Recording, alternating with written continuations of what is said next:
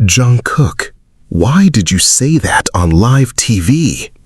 Jimin's voice cracked, barely louder than the chaos behind the camera, but everyone in the studio heard it. The red broadcast light was still on. Millions of viewers were still watching. RM froze near the monitor. Jin stood up so fast his chair hit the floor. Suga's face turned pale. J-Hope whispered Jimin's name, like he already knew something terrible was about to happen. And Taeyoung stared at Jungkook with eyes full of panic. Jungkook didn't move. He just looked at Jimin across the stage, jaw locked, hands shaking at his sides, as if the sentence he had just said had destroyed something he could never repair. Jimin pressed one hand to his chest, tried to smile like he always did when the world expected him to be okay.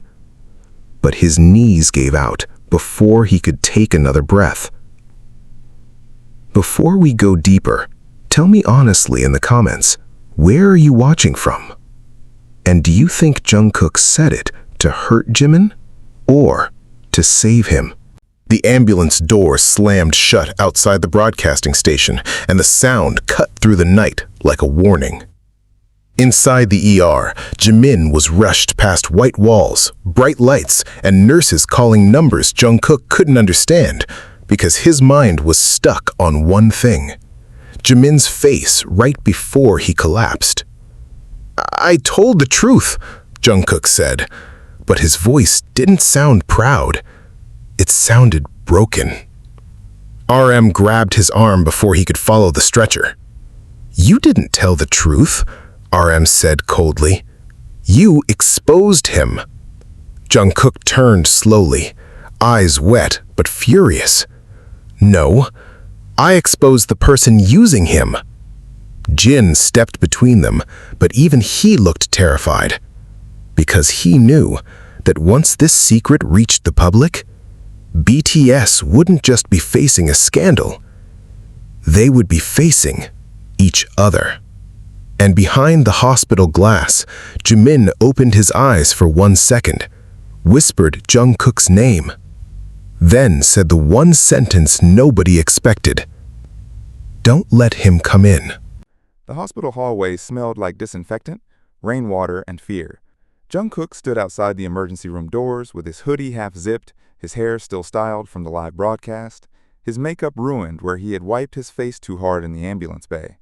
He was not allowed inside. That single fact hit him harder than the camera flashes outside, harder than the reporters already screaming his name beyond the security line, harder than RM's cold grip still burning on his arm. Jimin had said it himself, "Don't let him come in." Those 5 words kept replaying in Jungkook's head until they stopped sounding like Jimin and started sounding like punishment. Jim was talking to the nurse at the desk, keeping his voice low, polite, steady in the way he only did when he was close to losing control. J-Hope walked in circles near the vending machine, whispering into his phone, trying to calm management, trying to calm staff, trying to calm everyone except himself. Suga sat on the plastic chair against the wall, elbows on his knees, staring at the floor like he was trying to solve a crime with silence. Taehyung leaned against the far wall, arms crossed, face unreadable, but his eyes never left Jungkook. RM finally turned to him and said, "You need to tell us exactly what you meant." Jungkook looked up slowly. His eyes were red, but his voice came out flat. "I meant what I said." RM's expression hardened. On live television, in front of the entire country, during a charity broadcast, you looked at Jimin and said, "Stop pretending you chose this." You know what that sounded like? Jungkook's fists tightened. It sounded like someone finally telling the truth. Jin came back before RM could answer, his face pale. "They're stabilizing him. They said it's stress-related, but they're still running tests." The words should have brought relief, but they didn't. Because every member understood what stress-related meant in their world. It meant pressure nobody could explain without creating a headline. It meant smiling until your body gave up. It meant the public would call it exhaustion, the company would call it a scheduling issue, and everyone who actually knew Jimin would pretend they hadn't seen him breaking for months. Jungkook stepped toward the ER doors. Jin blocked him, not aggressively, just enough. He said no. Jungkook stared at him. Young, Jin swallowed. I know. That was all he said. And it hurt worse because Jin was not angry. He was disappointed. A few feet away, a staff manager hurried toward them with 2 phones in his hand and panic all over his face. We need a statement now. Clips are everywhere. People are asking what Jungkook meant. Some are saying JIMIN was forced into a solo deal. Some are saying Jungkook exposed a relationship. Some are saying JIMIN betrayed the group. The hallway went silent. Taehyung's eyes flicked to Jungkook, sharp and immediate. Suga finally lifted his head. A solo deal? The manager hesitated too long. RM noticed. What solo deal? Nobody answered. That was the first crack. Jungkook looked from the manager to RM, then to Jin, and his face changed. Not with shock, with confirmation. You didn't tell them, he said. The manager's mouth opened, but no sound came out. RM stepped closer. Tell us what? Jungkook's voice dropped. JIMIN signed something 3 weeks ago. He didn't want to. He was cornered into it. J-Hope stopped pacing. Jin turned fully toward the manager. Suga stood up. And behind all of them, Taehyung looked down, just for 1 second, like he already knew more than he wanted to admit. RM saw that. Taehyung. Taehyung didn't answer. Jungkook laughed once, bitter and broken. Of course, you knew too. Taehyung's head snapped up. Don't do that. Don't do what? Jungkook said. Don't pretend you weren't protecting the wrong secret. Taehyung pushed off the wall, anger flashing across his face. I was protecting JIMIN. No, Jungkook said, stepping closer. You were protecting the version of JIMIN that still smiles for everyone. The tension in the hallway changed. It was no longer just about the live broadcast. It was about the months before it. The missed meals, the locked dressing room doors, the way JIMIN had started flinching whenever certain staff members entered the room, the way he had laughed too loudly when someone asked if he was okay. RM turned toward the manager, voice low. Get out, the manager blinked. Namjoon, SSI. We need to coordinate. Get out, RM repeated, and this time every member heard the leader in him, the one who could hold a stadium with 1 sentence and cut a room in half with another. The manager left, but the damage stayed. Jungkook looked at the ER doors again. He thought nobody noticed. Suga's voice came quietly from behind him. Did you notice, or did you follow him? Jungkook didn't turn. That silence answered too much. J-Hope covered his mouth with 1 hand. Jungkook, what did you do?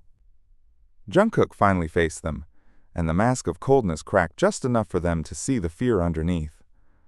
I saw him outside the old practice building last week, alone, crying. He had papers in his hand, and when he saw me, he shoved them into his bag like they were evidence. Jin's eyes narrowed. What papers? Jungkook breathed in. A contract amendment, image rights, performance obligations, medical disclosure waiver. RM went still. Medical disclosure? Jungkook nodded once. If he stepped away, they could announce his condition however they wanted. The words landed like a slap. JIMIN, who had always protected the group's image, had signed away the right to protect his own pain. J-Hope whispered, Why didn't he tell us? Jungkook's answer came fast, too fast, like he had asked himself the same question 100 times and hated every answer. Because someone convinced him that if he refused, the group would suffer. Jin's face changed from fear to fury. Who? Jungkook looked at the floor. That's what I was trying to find out. RM stepped closer again, but this time his anger had shifted direction. And your solution was to expose him live? Jungkook's jaw clenched. No, my solution was to force the person watching that broadcast to panic. Suga understood first. His eyes sharpened. You weren't talking to JIMIN. Jungkook shook his head slowly. I was talking to whoever made him sign. For 1 second, nobody moved. Then Jin looked toward the ER doors, his voice barely controlled. But JIMIN heard it like it was meant for him, Jungkook's face collapsed. I know. At that moment, the ER doors opened and a doctor stepped out. Everyone turned at once. The doctor asked for the legal guardian or closest emergency contact on file. RM stepped forward, but the doctor looked down at the clipboard and said a name none of them expected. It lists JUNGKOok. The hallway froze again. Jungkook stared at the doctor like he had misheard. RM looked at him. Jin looked at him. Taehyung's lips parted slightly. Suga's eyes narrowed, not in suspicion this time, but in realization. J-Hope whispered, "Why would Jimin put you?"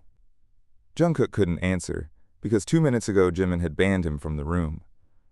Now the hospital was saying Jimin had trusted him more than anyone when it mattered most. The doctor waited, unaware that she had just dropped a match into gasoline. Jungkook stepped forward slowly, but RM caught his wrist again. "Before you go in," RM said quietly, "understand this. If you hurt him again, you won't have to answer to the public.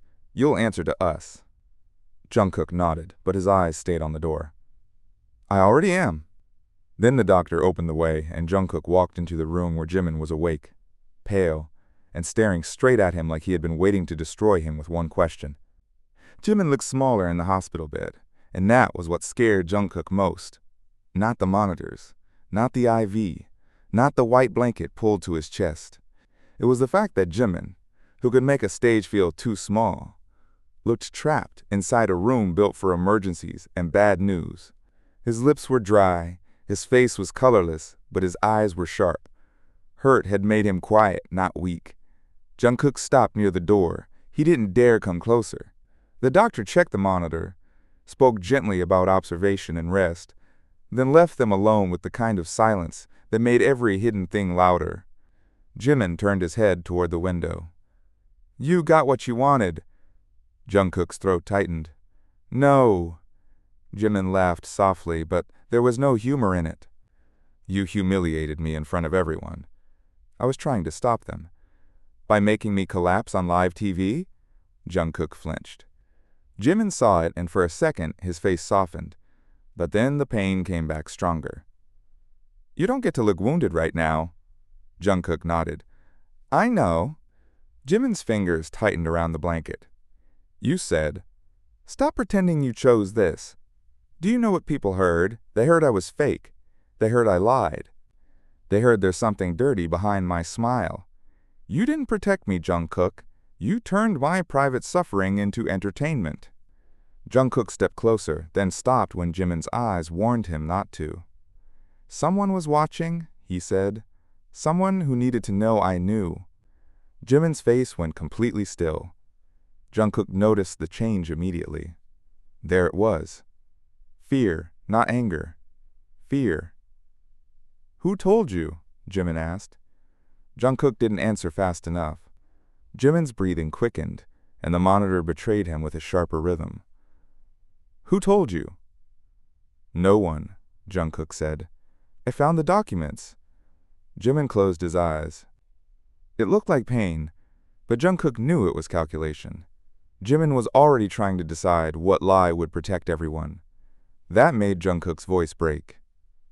"Stop doing that." Jimin opened his eyes. "Doing what?"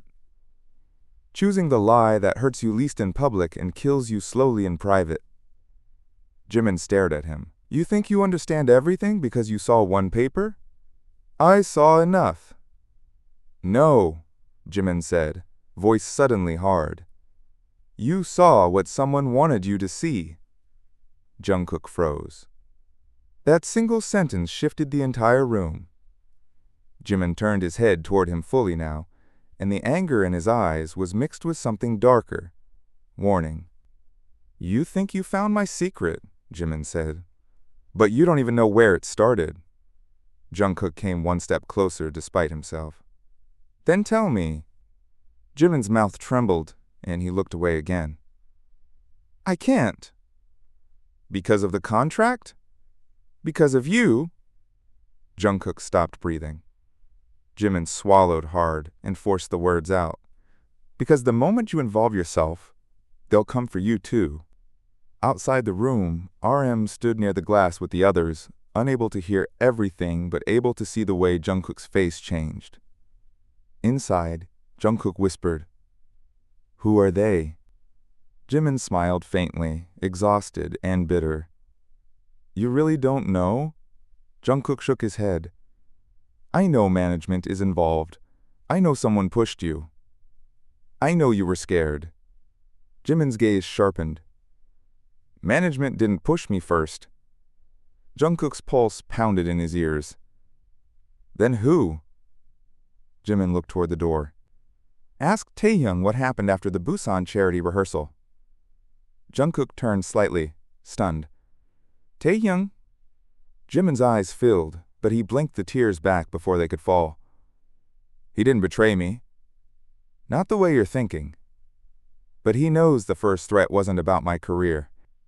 Jungkook walked back toward the bed, unable to stay away now. "What was it about?" Jimin didn't answer. His hand moved under the blanket and pulled out the hospital wristband as if the plastic was suddenly too tight. "I told them not to let you in because I was angry," he said. "But I put you as emergency contact because—" His voice caught. Jungkook waited, terrified of the ending. Jimin looked at him with a kind of honesty that was almost cruel. "Because if everything went wrong, I thought you'd be the only one stubborn enough to break the rules." Jungkook's eyes burned. "Then let me." "You already did." "Then let me fix it." Jimin shook his head. "You can't fix a trap after you step into it." Before Jungkook could respond, Jin knocked once and entered with RM right behind him. The doctor had allowed 2 more members in, but the moment RM saw Jimin's face, he knew this was not a normal check-in. He closed the door. "Jimin," RM said carefully, "we need to know what we're dealing with." Jimin gave him a tired look. "You're dealing with consequences." Jin came to the side of the bed, his voice gentle but firm. "No more protecting us by destroying yourself." Jimin's eyes flickered. "Hyung!" "No," Jin said, and his voice cracked on the word. "I watched you smile through pain for years. I thought I was respecting your strength. Maybe I was just being cowardly because it was easier to believe you were okay." Jimin looked away, and that was the first time shame touched his face. RM pulled a chair closer, but he did not sit. "Is there a contract?" Jimin stayed silent. Jungkook answered. "Yes." Jimin's eyes snapped to him. "You don't have the right." "I lost that right when I hurt you," Jungkook said. "But they lost every right when they used you." RM's voice lowered. "Who signed off on it?" Jimin's lips parted. But before he could speak, the door opened again without warning. Taehyung stood there, face tense, phone in hand. "You need to see this," RM frowned. "Not now." "Now," Taehyung said. "It's already online." He held up the phone. A blurry clip from backstage had been uploaded by an anonymous account. The video showed Jimin in a hallway 2 weeks earlier, cornered by a senior executive whose face was half hidden, but the voice was clear enough. If Jungkook finds out, he'll be the reason BTS loses everything. In the hospital room, nobody spoke. Jimin's face drained of what little color he had left. Jungkook reached for the phone slowly, eyes fixed on the paused image. "That's why," he said, voice shaking. "That's why you kept pushing me away." Jimin closed his eyes. "Delete it." RM looked at him. "Jimin." "Delete it," Jimin repeated, louder now, panic breaking through. "If that spreads, they'll release the second one." Jin went cold. "The second? What?" Jimin opened his eyes, and this time he looked directly at Jungkook. The fear in his face was no longer hidden. "The video that makes it look like you threatened me." For 10 seconds, nobody understood the sentence because nobody wanted to. Jungkook stared at Jimin as if the room had tilted. RM took Taehyung's phone and replayed the clip with the sound low, his expression unreadable, but his fingers tight around the device. Jin leaned one hand on the bed rail. Taehyung stayed by the door, guilt written into every line of his face. "A fake video?" RM asked. Jimin's answer was too quiet. "Edited." Suga entered then, even though no one had called him in, and the first thing he saw was the look on Jungkook's face. "What happened?" Jin turned to him. "They have an edited video of Jungkook threatening Jimin." Suga's expression didn't change right away. That was how they knew it was bad. He just closed the door behind him and said, "How long have you known?" Jimin looked down. "Since the Busan rehearsal." Taehyung finally spoke. "I found him after." Jungkook turned on him. "After what?" Taehyung's jaw worked like he was fighting himself. "After they showed it to him." Jungkook moved toward him so fast, Jin had to step between them. "And you didn't tell me?" Taehyung's eyes flashed. "Because Jimin begged me not to." "That's your excuse?" "No," Taehyung said, voice rising. "That's my guilt." The room snapped silent. Taehyung looked past Jin at Jungkook, no longer hiding behind calm. "You think I slept after that? You think I liked watching him disappear piece by piece? I wanted to tell you every day. But the video looked real, Jungkook. Real enough. Your voice, your face, your anger. They used old footage from a practice fight, changed the context, cut Jimin's reaction from another day, and made it look like you threatened to ruin him if he left the group. If it went public, people would believe it before we could breathe." Jungkook's face twisted. "I never—" "We know," RM said. "But the public wouldn't know. Not at first." Suga stepped closer to Jimin's bed. "Who has it?" Jimin hesitated. Suga's voice sharpened. "Jimin? Who has it?" Jimin swallowed. "Director Han." The name changed the temperature in the room.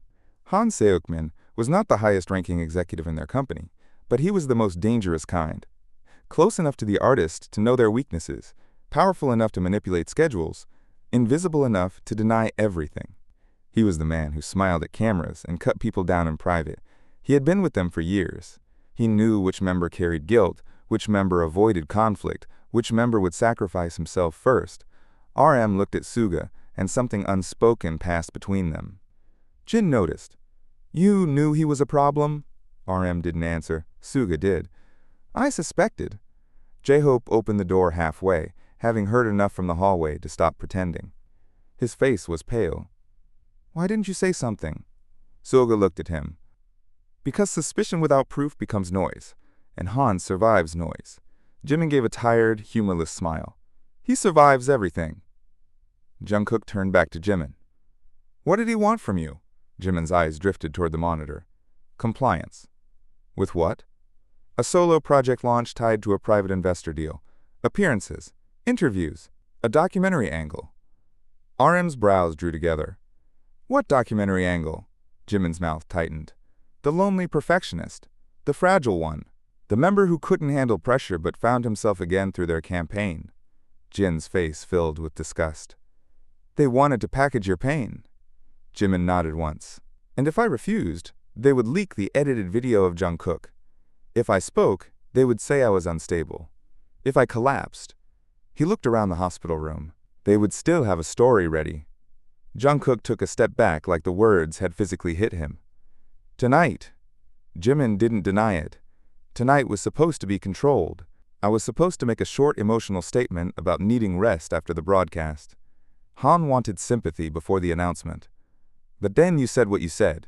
Jungkook's breath shook. "I ruined the script." "You broke it," Jimin said. "There's a difference."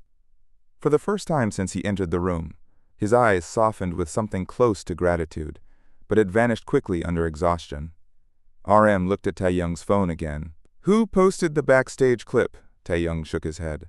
"Anonymous. New account. No profile. But it's spreading fast." Suga took out his own phone. "Too fast. That means it was prepared." J-Hope stepped in fully now, unable to stay outside. "Prepared by Han?" Suga's eyes scanned the screen.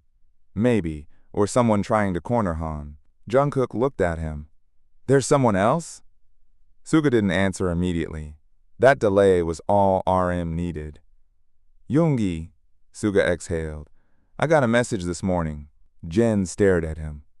"You're telling us this now?" Suga's voice stayed calm, but his eyes were tired. It said, "If the kid talks tonight, don't stop him." Jungkook's head lifted. "The kid?" "You," Suga said. Jungkook's face went still. J-Hope looked between them. "Who sent it?" Suga showed them the phone. Unknown number. No name. No traceable contact. Just the message. RM's jaw tightened. This wasn't only Jungkook acting on impulse. JIMIN looked at Jungkook sharply. "Did someone contact you too?" Jungkook shook his head. "No," but then his expression changed. He reached into his pocket and pulled out a folded note, the edges softened from being handled too many times. "I found this in my in-ear case before the broadcast." RM took it and read aloud. "Ask him why he keeps choosing the cage." JIMIN closed his eyes. Taeyoung whispered, "Someone wanted this to explode." Jin looked toward the door like the hospital itself might be listening. So we have Han blackmailing JIMIN, an edited video framing Jungkook, an anonymous leak, and someone pushing Jungkook to confront him live. Suga nodded. And now the public thinks the conflict is between JIMIN and Jungkook, which means the real person has time to move. Jungkook looked at JIMIN. "Tell me what to do." JIMIN's answer came immediately. "Stay away from me in public." Jungkook looked destroyed. "No." "Yes." "JIMIN, if the edited video drops, every interaction between us becomes evidence. If you defend me, they'll call it guilt. If I defend you, they'll call it fear. We can't give them more." Jungkook's voice lowered. "I'm not abandoning you." JIMIN's eyes flashed. "This isn't about your guilt." "No," Jungkook said, stepping closer to the bed. "It's about your habit of bleeding quietly and calling it strategy." The words hit JIMIN hard enough to silence him. RM stepped between them before the emotion could turn into another wound. "We need a plan, not another fight." The door opened again, and the staff manager from earlier appeared, looking terrified. "I'm sorry, but Director Han is here." Every member turned. Even JIMIN's monitor seemed to change pace. Jungkook's entire body went rigid. Jin moved closer to the bed. J-Hope whispered, "Here?" The manager nodded. "He says he has authorization to speak with JIMIN alone." RM's voice became ice. "He's not coming in." The manager swallowed. "He said if you refuse, he'll release a statement within 10 minutes. Suga's eyes darkened. "What statement?" The manager looked at JIMIN, then at Jungkook, then back at the floor. That JIMIN's hospitalization was caused by emotional distress from a private conflict with Jungkook. The injustice of it filled the room so completely that no one moved at first. Then JIMIN pushed himself up despite the IV, face tight with pain. "Let him in." Jungkook spun toward him. "Are you insane?" JIMIN looked at him, exhausted but suddenly stronger than all of them. "No, I'm done being threatened through a closed door." RM shook his head. "JIMIN, you don't have to face him right now." JIMIN's hand trembled on the blanket, but his voice was steady. "Yes, I do." He looked at Jungkook. "And you are going to stand where he can see you, but you are not going to say a word." Jungkook's face burned with helpless rage. "Why?" JIMIN's eyes locked onto his. "Because this time, I need him to know I'm choosing who stays beside me." And when the door opened, Director Han walked in, smiling like he had not just walked into a room full of people who finally knew he was a monster. Director Han entered with the calm confidence of a man who had built his power on other people's silence. He wore a dark coat over a tailored suit, his hair neat despite the rain outside, his expression soft with fake concern. To anyone watching from a distance, he would have looked like a responsible executive visiting a sick artist. But in that room, nobody believed the performance. Jin stood at JIMIN's right side. RM stayed near the foot of the bed, arms crossed, leader posture fully in place. Suga leaned against the wall with his phone hidden low in one hand. J-Hope stood near the curtain, pale but alert. Taehoon stayed by the door, blocking it without making it obvious. Jungkook stood exactly where JIMIN had told him to stand, visible, silent, burning. Han's eyes moved around the room, measuring each member, then landed on JIMIN. "You scared everyone tonight." JIMIN's face was calm in a way that looked painful. "I didn't plan to collapse." Han smiled gently. "Of course not. But stress can make people unpredictable." Jungkook's jaw tightened so hard a muscle jumped. JIMIN noticed, and without looking at him, he moved one finger against the blanket. "Stay still." Han noticed that too. His smile widened slightly. I see emotions are still high? RM cut in. Say what you came to say. Han looked at RM with practiced patience. I came because the company needs to protect all of you. The situation is spreading. JUNGKOOK's words caused confusion. JIMIN's condition created concern. If we don't control the narrative, the public will create one for us. Jin's voice was sharp. You mean you already created one? Han sighed, like Jin had disappointed him. Seokjin, this is not the time for hostility. Jin laughed once, cold. Funny. I thought it was exactly the time. J-Hope stepped forward before Han could reply. Why did you want to speak to Jimin alone? Han turned to him. Because medical matters are private. Then why were you ready to release a statement about his medical matters in 10 minutes? J-Hope asked. The room went still. For a moment, Han's face changed. Not much, just enough. His mask slipped at the edge. Suga saw it. RM saw it. JUNGKOOK saw it and nearly stepped forward, but Jimin's finger moved again. Don't. Han recovered quickly. You're misunderstanding emergency communication. Suga lifted his phone. No, we're understanding it better now. Han's eyes flicked to the device. Are you recording? Suga didn't blink. Should I be? Han smiled, but his eyes hardened. That would be illegal without consent, RM said. Then consider this your notice. Anything said from this point can be recorded for our protection. Han looked at Jimin. Is this what you want? To turn your members against the people keeping your career alive?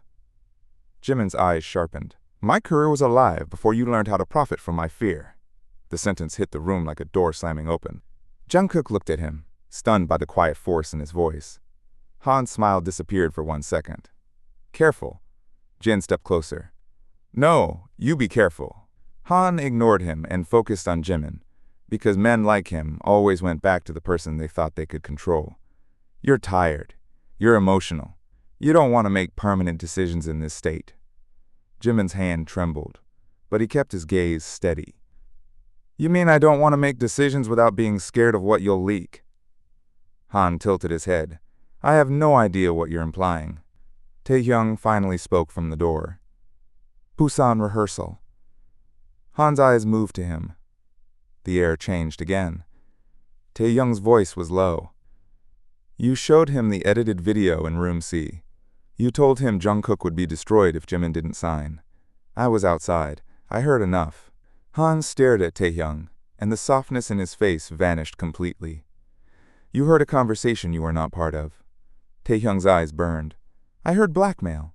Han took one slow breath. That is a serious accusation. RM stepped forward. So is framing one of our members. Han looked around the room, and for the first time, he seemed to understand that the old rules were failing. He could pressure one of them. Maybe two. But 7 standing in one room was different. Still, he was not afraid enough. Not yet. You all think loyalty will save you, Han said quietly. That's touching. But loyalty does not erase footage. JUNGKOOK finally broke. Release it. Every head turned to him. Jimin's eyes widened. JUNGKOOK? No. JUNGKOOK looked at Han, voice low and shaking with rage. Release it. Show everyone your fake proof. I'll stand in front of every camera and say it's edited. Han smiled again, cruel now.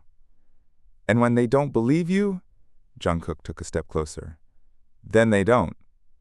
Jimin tried to sit higher. Stop. JUNGKOOK didn't look away from Han. I would rather be hated for a lie than watch him die protecting me from one. The room fell silent. Jimin stared at him, breathing unevenly. The words stripped something bare between them. Han's expression tightened because that was the kind of devotion he could not easily manipulate. Fear was useful. Shame was useful.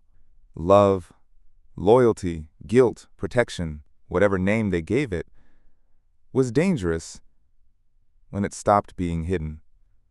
Han turned to RM. You're the leader. Think carefully. If this becomes war, sponsors pull out, broadcasts cancel, investors panic.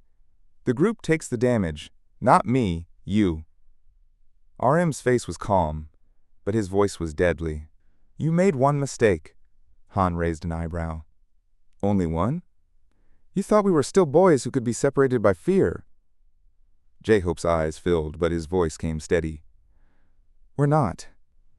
Jin said, and you thought Jimin would stay quiet forever because he loves us. Suga added, that was your second mistake. Han's gaze moved back to Suga. And what is my third?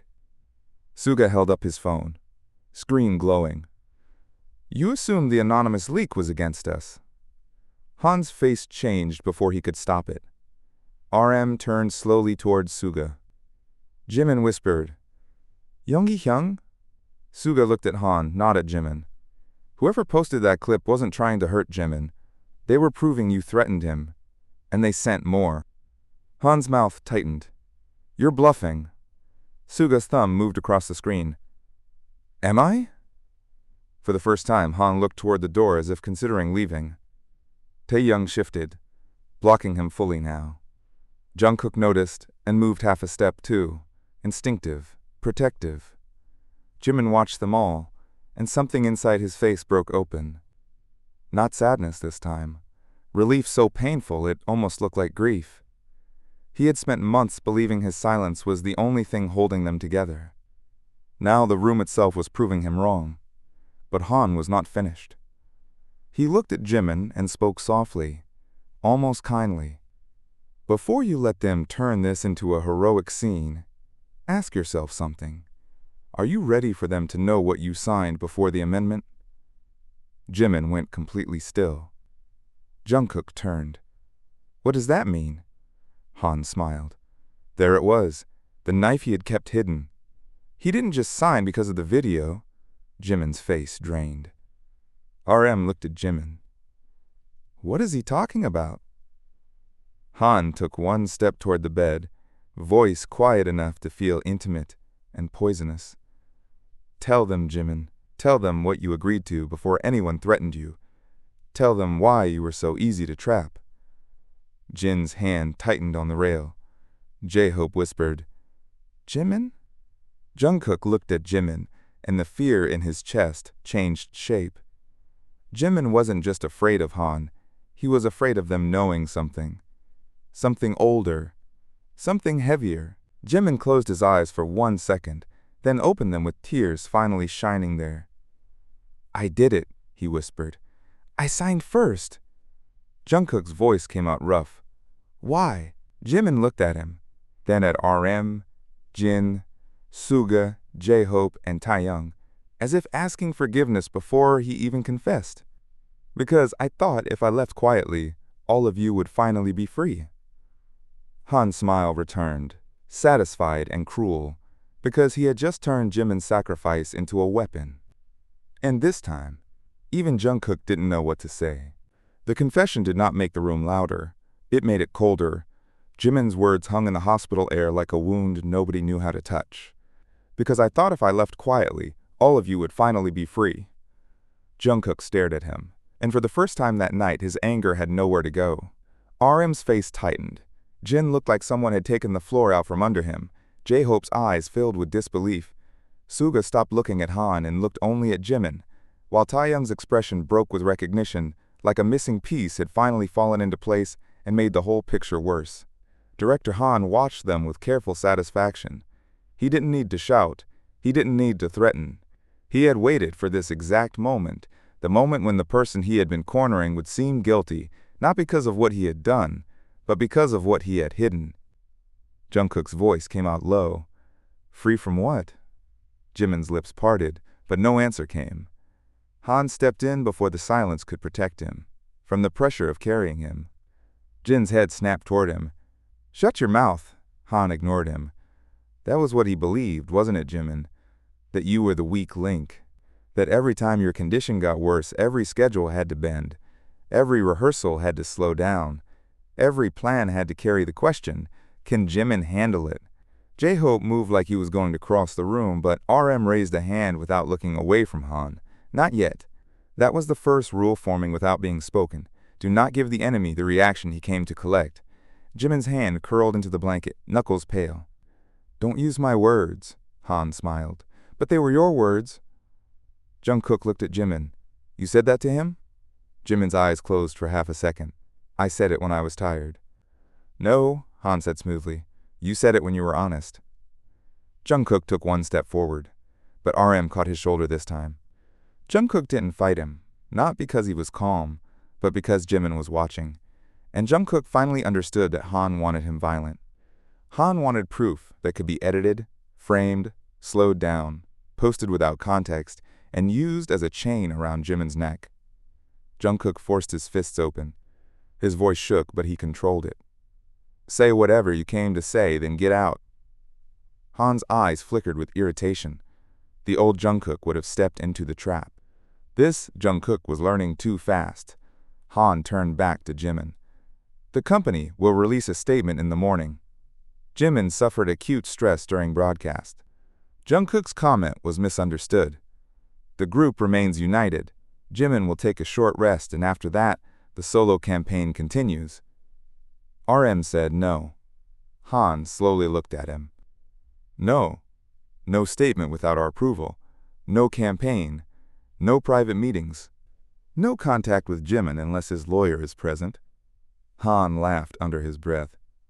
His lawyer? Suga spoke. Already texting one.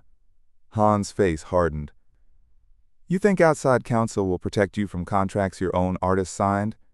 Jin leaned closer, voice steady and dangerous. You think a contract protects you from blackmail? For the first time, Han did not answer quickly. That was enough. RM noticed. Suga noticed. Jungkook noticed too. Jimin also noticed, and the smallest spark of hope and terror crossed his face at the same time. Han's power was real, but it was not untouchable. It had edges. It had rules. It had documents. It had witnesses. It had a timeline. And once RM saw the shape of something, he could hunt it. Han stepped back, smoothing his coat as if the conversation bored him now. You're emotional tonight. All of you. I'll give you a few hours to calm down. Jimin's voice cut through the room. No, Han stopped. Jimin pushed himself higher against the pillows, ignoring the pain that tightened his mouth. You don't get to give me hours. You don't get to give me permission. You don't get to stand in my hospital room and speak like you own my fear. The monitor sped up, and Jin immediately put a hand near Jimin's shoulder, but didn't touch him until Jimin nodded. That small nod broke Jungkook's heart. Even now, Jimin was asking before accepting comfort. Han's smile became thin. Be careful, Jimin. Jimin looked directly at him. I was careful. That's how you trapped me. Taehyung moved closer to the door, voice low. Time to leave. Han's eyes shifted to him. You've become brave. Taehyung didn't smile. No. I got tired of being ashamed. Han paused at the door and looked back one last time. You are all assuming the leak came from someone on your side. Suga's eyes narrowed. What does that mean? Han's expression softened again. But now it looked like poison wearing skin. It means hunters don't always chase from outside the house. Then he left. The door closed behind him, and nobody spoke for several seconds. The silence afterward was worse because now there was no villain in the room to focus on. There was only Jimin, his secret, and the question Han had left behind. RM turned first. We need rules. Jungkook looked at him. Rules? RM nodded. From now until we know who is leaking, who is editing, and who is feeding Han information. Nobody talks alone. Nobody meets staff alone. Nobody gives statements. Nobody sends emotional texts that can be screenshotted. Nobody trusts a friendly warning without verifying it. Suga added, phones stay clean. Sensitive conversations happen face to face, devices out of the room. J-Hope looked sick. You think one of our people is helping him? Suga's answer was quiet. I think Han knew too much before tonight. Jin looked at Jimin. And we need the original contract. Jimin's face tightened. It's not with me. Jungkook's eyes sharpened. Where is it? Jimin looked down. I gave my copy to someone. RM stepped closer. Who? Jimin swallowed. My older brother. The room shifted again. That was the first smart thing Jimin had done for himself, and somehow he looked guilty for it. He doesn't know everything, Jimin said quickly. I just told him to keep the envelope safe. If anything happened to me, he was supposed to send it to Namjoon. RM's expression changed. To me? Jimin nodded, unable to meet his eyes. You were the only one I trusted to read it without falling apart first. Jungkook flinched, but he didn't argue. He understood. RM would read the knife before reacting to the blood. Jungkook would have chased the hand holding it and gotten stabbed too. RM took a slow breath. Call him. Jimin hesitated. Now. RM's voice softened, but it did not bend. Jimin, if that contract exists, Han is already moving to bury it. We move first. Jimin picked up his phone with shaking fingers. The call rang 4 times. 5. 6. Then his brother answered, voice heavy with sleep and panic because he had obviously seen the news. Jimin closed his eyes when he heard him say, Are you okay? For a second, Jimin almost became a younger version of himself, someone who wanted to say no and be held instead of managed. But then he looked at Jungkook, at RM, at the members standing around him like a wall he had forgotten existed, and he made the decision. Hyung, he said, voice rough, I need the envelope. The room went quiet. On the other end, his brother asked a question none of them could hear. Jimin's eyes filled again. No. Don't bring it to the company. Don't send it through staff. Don't tell anyone. Bring it to the hospital yourself. Another pause. Then Jimin's face changed. What do you mean it's gone? Jungkook's head lifted. RM stepped forward. Jin whispered, Gone? Jimin sat frozen with the phone pressed to his ear. His brother kept talking, voice rising faintly through the speaker. Jimin's breath shortened. The apartment was opened? Jungkook felt something dark pass through him. Suga cursed under his breath. J-Hope covered his mouth. Taehyung's face went blank with shock. Jimin listened for 3 more seconds, then whispered, Was anything else taken? His brother answered. Jimin lowered the phone slowly and looked at RM. Only the envelope. The second rule arrived in all of them at once. The hunter had already been inside the family. RM asked the question no one wanted to ask. Who knew your brother had it? Jimin's eyes moved from one member to another, and the answer was written in the horror on his face before he said it. No one. Jungkook shook his head. That's not possible. Suga was already thinking faster than the rest of them could speak. No one means no one you told directly. It doesn't mean no one found out. Jin took the phone gently from Jimin's hand and spoke to his brother with the calm voice he used when panic needed a place to stop. Lock the door. Don't touch anything else. Take pictures of the room. Call the building security, but don't mention the envelope. Say something valuable is missing. We'll send someone we trust. He listened, then nodded. No police yet. Not until we know what they're trying to make this look like. Jungkook stared at Jin, surprised by the sharpness in his tone. Jin handed the phone back, and Jimin looked at him like he had never realized how dangerous kindness could become when someone he loved was threatened. RM turned to Suga. Who do we trust? Suga's answer was immediate. Not company security, J-Hope swallowed. Private? Private, Suga said. Quiet, fast. Someone who doesn't care about idle politics. Taehyung spoke from near the door. I know someone. Everyone looked at him. The guilt came back to his face, but this time he did not hide from it. An old friend. Photographer. Used to work on documentary sets. He knows how to recover footage, check locks, trace access logs. RM's eyes narrowed slightly. Why do you know someone like that? Taehyung looked at Jimin. Because after Busan, I started preparing for the day Jimin stopped saying he was fine. The sentence hit Jimin harder than an accusation. His eyes dropped. T-A-E. Taehyung shook his head. Don't apologize. I should have moved sooner. Jungkook looked at him. The earlier anger still there, but mixed now with something more complicated. Why didn't you tell me privately?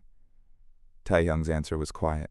Because every time your name came up, Jimin looked like he was standing in front of a loaded gun. Jungkook's face tightened. Jimin flinched as if the truth had touched a bruise. RM stepped in before the room split again. No blame cycle, not now. Han wants us looking backward at each other while he moves forward. That became the third rule. Pain could be acknowledged, but not weaponized. They could bleed later. First, they had to survive. The doctor returned then, clearly uncomfortable with the number of people in the room, and told them Jimin needed rest. Nobody moved at first. Then Jimin said, "Give us 5 minutes." The doctor looked ready to argue, until Jin turned that polite oldest member smile on her, the one that somehow made refusal feel rude. 5 minutes, she agreed. Once the door closed, RM lowered his voice. We have 2 problems: public narrative and private evidence. Publicly, we need time. Privately, we need the original files and the contract. Suga nodded. And the edited video before it drops. Jungkook looked at Jimin. Do you know where Han keeps it? Jimin shook his head. He showed it on a tablet. No file name, no folder, just the clip. Who was in the room? RM asked. Jimin looked at Taehyung. Taehyung answered, Han, Jimin, 1 legal staff, and 1 production coordinator. Suga's eyes sharpened. Names, Taehyung gave them. RM repeated them under his breath like he was placing pieces on a board. J-Hope sat down for the first time, face in his hands. When he lifted his head, his eyes were red but focused. I'll handle the emotional side. Jungkook frowned. What does that mean? It means fans know when we're lying, J-Hope said. If the statement sounds too clean, they'll tear it apart. If we disappear, rumors get worse. If Jungkook posts, it becomes about him. If Jimin posts, it looks forced. Jin nodded slowly. So? J-Hope looked at RM. We say nothing official tonight except that Jimin is receiving care and we ask for privacy. No explanations, no apology, no fake unity photo. RM's eyes softened with approval. Good. Jungkook looked restless. That's not enough. It's not supposed to be enough, J-Hope said, and there was an edge in his voice nobody expected. It's supposed to stop us from making it worse while we find the knife. Jungkook looked away, chastened. Jimin watched J-Hope with quiet guilt. Hobi-hyung. J-Hope stood before Jimin could apologize again. Don't. I'm angry at you, but I love you. Both things can exist. Jimin's eyes filled instantly. J-Hope stepped closer, lowering his voice. You don't get to decide we're better off without you. That wasn't sacrifice. That was you believing the cruelest thing someone said to you. Jimin's mouth trembled. No comeback, no defense. Just the truth, landing where it hurt. Jin looked at Jungkook. And you? Jungkook straightened like he was ready for punishment. Jin's voice broke slightly. You don't get to burn the room down because you're scared he's locked inside it. Jungkook looked at the floor. I know. Do you? Jin asked. Jungkook lifted his eyes, and the tears in them were not dramatic. They were tired, almost childlike. I thought if I shocked him, he would stop pretending. I didn't think his body would. He couldn't finish. Jimin looked at him then, really looked, and the anger in his face shifted.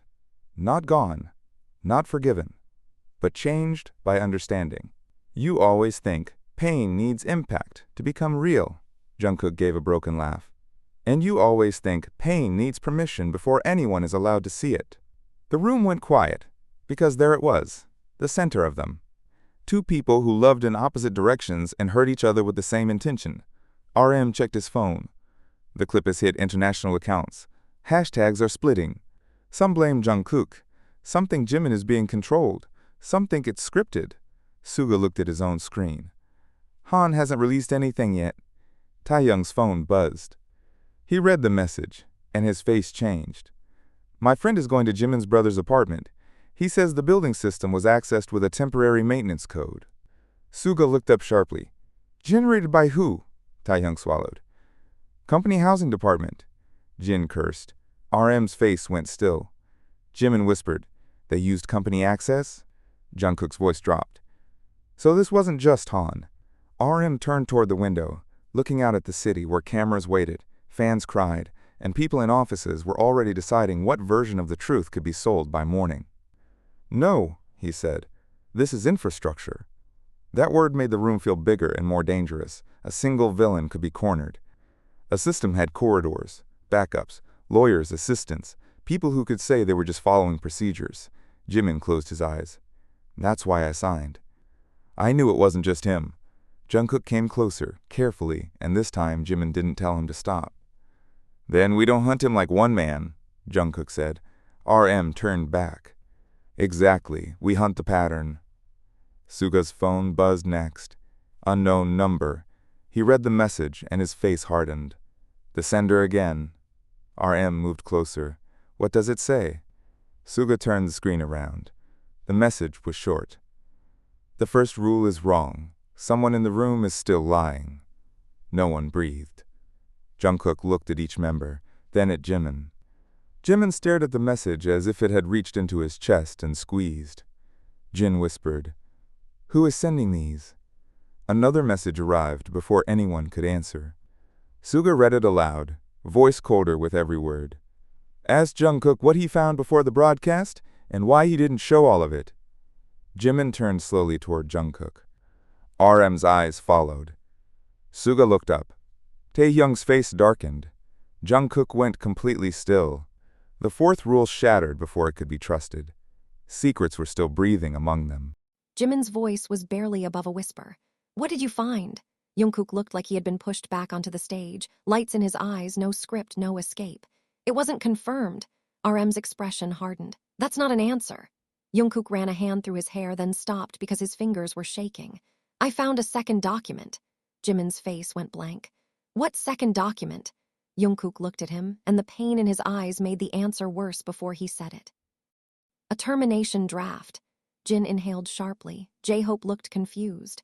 Termination of what? Suga understood first. Group activities. JUNGKOOK shook his head. No, JIMIN's exclusive participation in BTS-related schedules for a temporary period. 16 months, renewable. RM's face lost color. A forced hiatus disguised as a health break. JIMIN stared at him. I never signed that. I know, JUNGKOOK said quickly. It was unsigned, that's why I didn't show it. I thought it might be a scare tactic. JIMIN's breathing changed. Where did you find it? JUNGKOOK hesitated. That hesitation became another blade. RM stepped closer. JUNGKOOK. JUNGKOOK looked at the door, then back at them. In Taehyung's bag. The room detonated without sound. Taehyung looked as if JUNGKOOK had slapped him.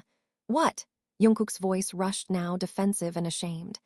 Backstage before the broadcast, I saw a folder sticking out. It had Jimin's name. I thought maybe he gave it to you. I looked. Taehyung took one step forward. You went through my bag. Yes, and you didn't ask me, because I didn't know if I could trust you. Taehyung's face twisted with hurt. After all these years, JUNGKOOK snapped, after I found out you knew he was being blackmailed and said nothing, yes. Jin stepped between them again, but this time his own face showed frustration with both. Enough, Taehyung's voice shook. I didn't put that document there. JUNGKOOK laughed once bitter. Then who did? I don't know. Convenient, Taehyung's eyes flashed. You want me to be the villain because it hurts less than admitting you made everything worse on live TV. JUNGKOOK moved forward and RM caught him hard this time. Stop! The command cut through the room. RM rarely raised his voice like that, and when he did, everybody remembered who had carried them through storms before they had names for them. JUNGKOOK froze. Taehyung froze. Jimin looked like the fight had physically hurt him. RM turned to Taehyung. Where was your bag before the broadcast? Taehyung breathed through his nose, forcing himself to think. Green room, then styling room, then hallway near stage left for maybe 10 minutes. Suga asked, unattended. Taehyung closed his eyes. Yes. JUNGKOOK's anger flickered. Suga looked at him. You found a planted document and kept it secret. JUNGKOOK looked down. I was going to confront Jimin after the broadcast. Instead, you confronted him during it, Suga said. The words were not cruel, but they landed brutally. JUNGKOOK swallowed. Yes. Jimin turned away toward the window. For a moment, he looked too tired to keep holding everyone's guilt. That termination draft, he said slowly. Han mentioned something once. He said if I couldn't be reliable, they would create a cleaner structure. Jin's voice went sharp. Cleaner, Jimin nodded. Less uncertainty for the group, less pressure on comeback planning, less risk. J-Hope looked furious now. They talked about you like a scheduling issue. Jimin gave a faint smile that made JUNGKOOK want to break something. That was the polite version. RM took out his phone. We need the draft. Jungkook reached into the inner pocket of his jacket and pulled out a folded copy. Everyone stared. "You kept it?" Suga asked. "I photographed it too," Jungkook said. "Front and back." RM took the paper carefully, like evidence. His eyes moved across the text, and with every line his expression became less human and more leader. Not cold, focused, terrifyingly focused. "This has internal routing codes." Suga came closer. "Can you trace them?" RM nodded slowly. "Maybe it references legal review, artist management, brand partnership, and medical liaison." Jin looked sick. "Medical liaison?" Jimin's face tightened. "They had my health notes." J-Hope whispered. "How?" No one answered because the answer was too ugly to speak without proof. Jungkook looked at Jimin. "That's why you panicked when the doctor asked for emergency contact." Jimin nodded. "I stopped trusting who saw my records." The hospital room suddenly felt less safe. Jin immediately looked toward the door. "We need to move him." RM shook his head. "Not yet. Moving now creates visibility, but we lock access down." He turned to Jin. "No staff enters without one of us present." Jin nodded. "Done." RM looked at J-Hope. "Statement draft, short, human, no details." J-Hope nodded. "I'll write it." RM looked at Suga. "Unknown number, trace whatever you can without engaging." Suga said, "Already doing it." RM looked at Taehyung. "Your friend checks the apartment and maintenance code. Also ask if he can verify whether that termination draft was printed from company systems." Taehyung nodded, still hurt but steady. RM finally looked at Jungkook. "You stay away from public channels, no posting. No calls to staff, no direct confrontation." Jungkook's jaw tightened. "And Jimin?" RM's eyes softened by 1 degree. "You listen to what he asks for." Jungkook looked at Jimin. Jimin did not look back. That was its own answer. The doctor came again and insisted everyone leave except one visitor.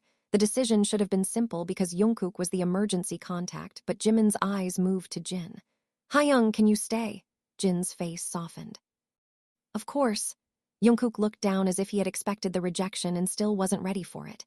He nodded once and turned toward the door, but before he left, Jimin spoke. "Jungkook." He stopped. Jimin still faced the window. "Don't disappear." Jungkook's breath caught. "What?" Jimin's voice was quiet, but every member heard it. "I don't want you near me right now, but don't disappear." Jungkook closed his eyes. There was no forgiveness in that sentence, but there was fear. There was attachment.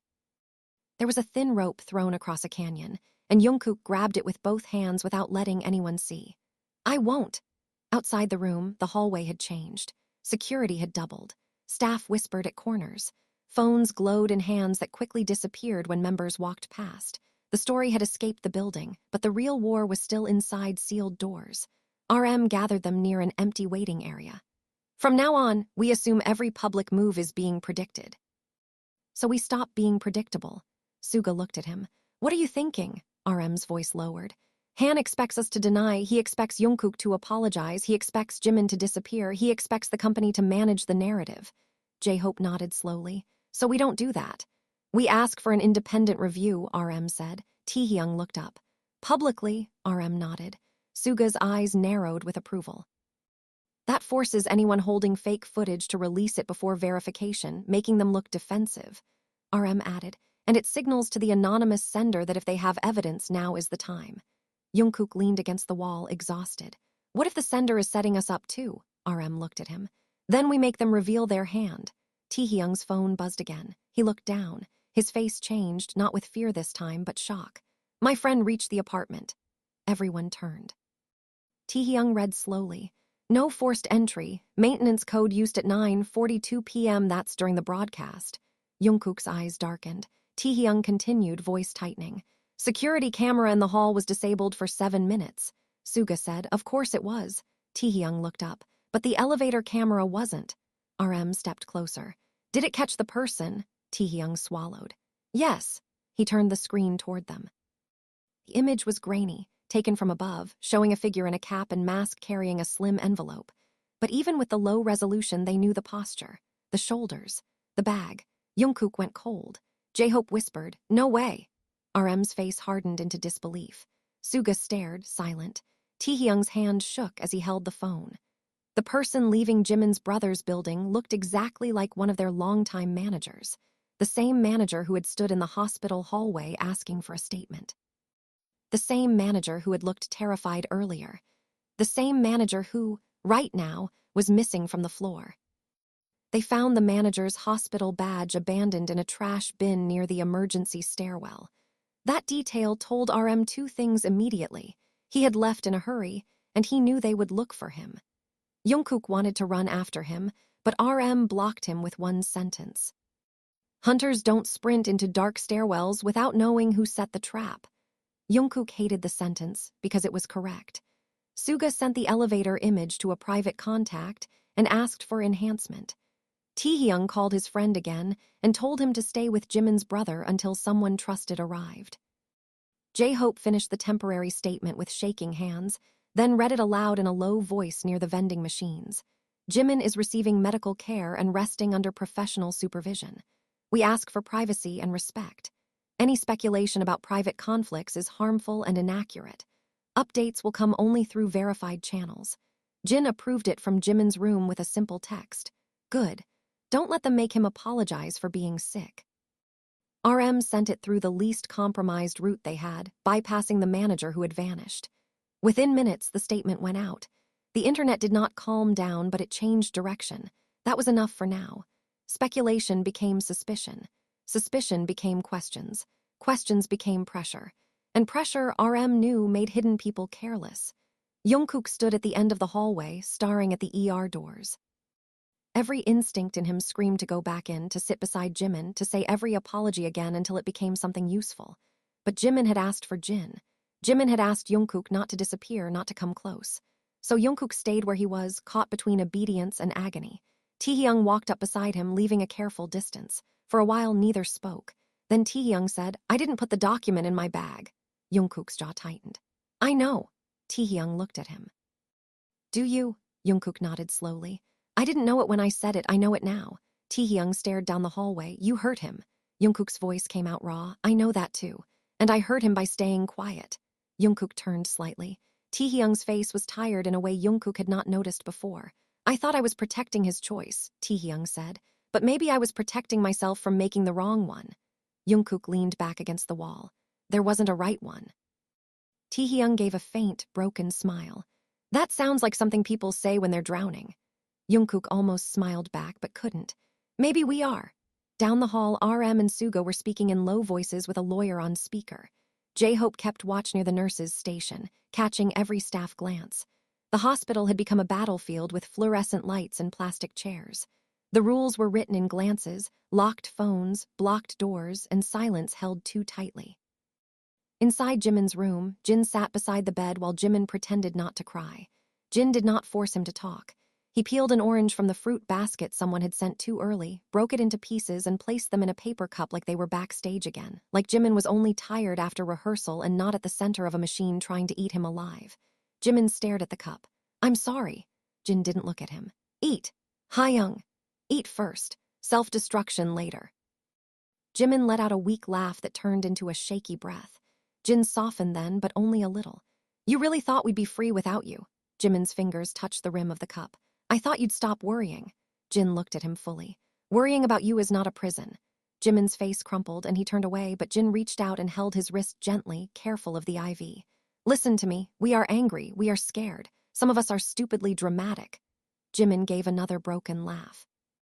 "JUNGKOOK. Obviously JUNGKOOK." Jin's own eyes shone now.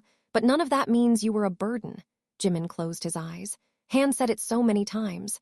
"Then tonight we start saying the opposite louder." Outside, Suga received the enhanced image. He opened it, and RM saw his expression change. "What?" RM asked. Suga zoomed in on the bag strap in the elevator frame.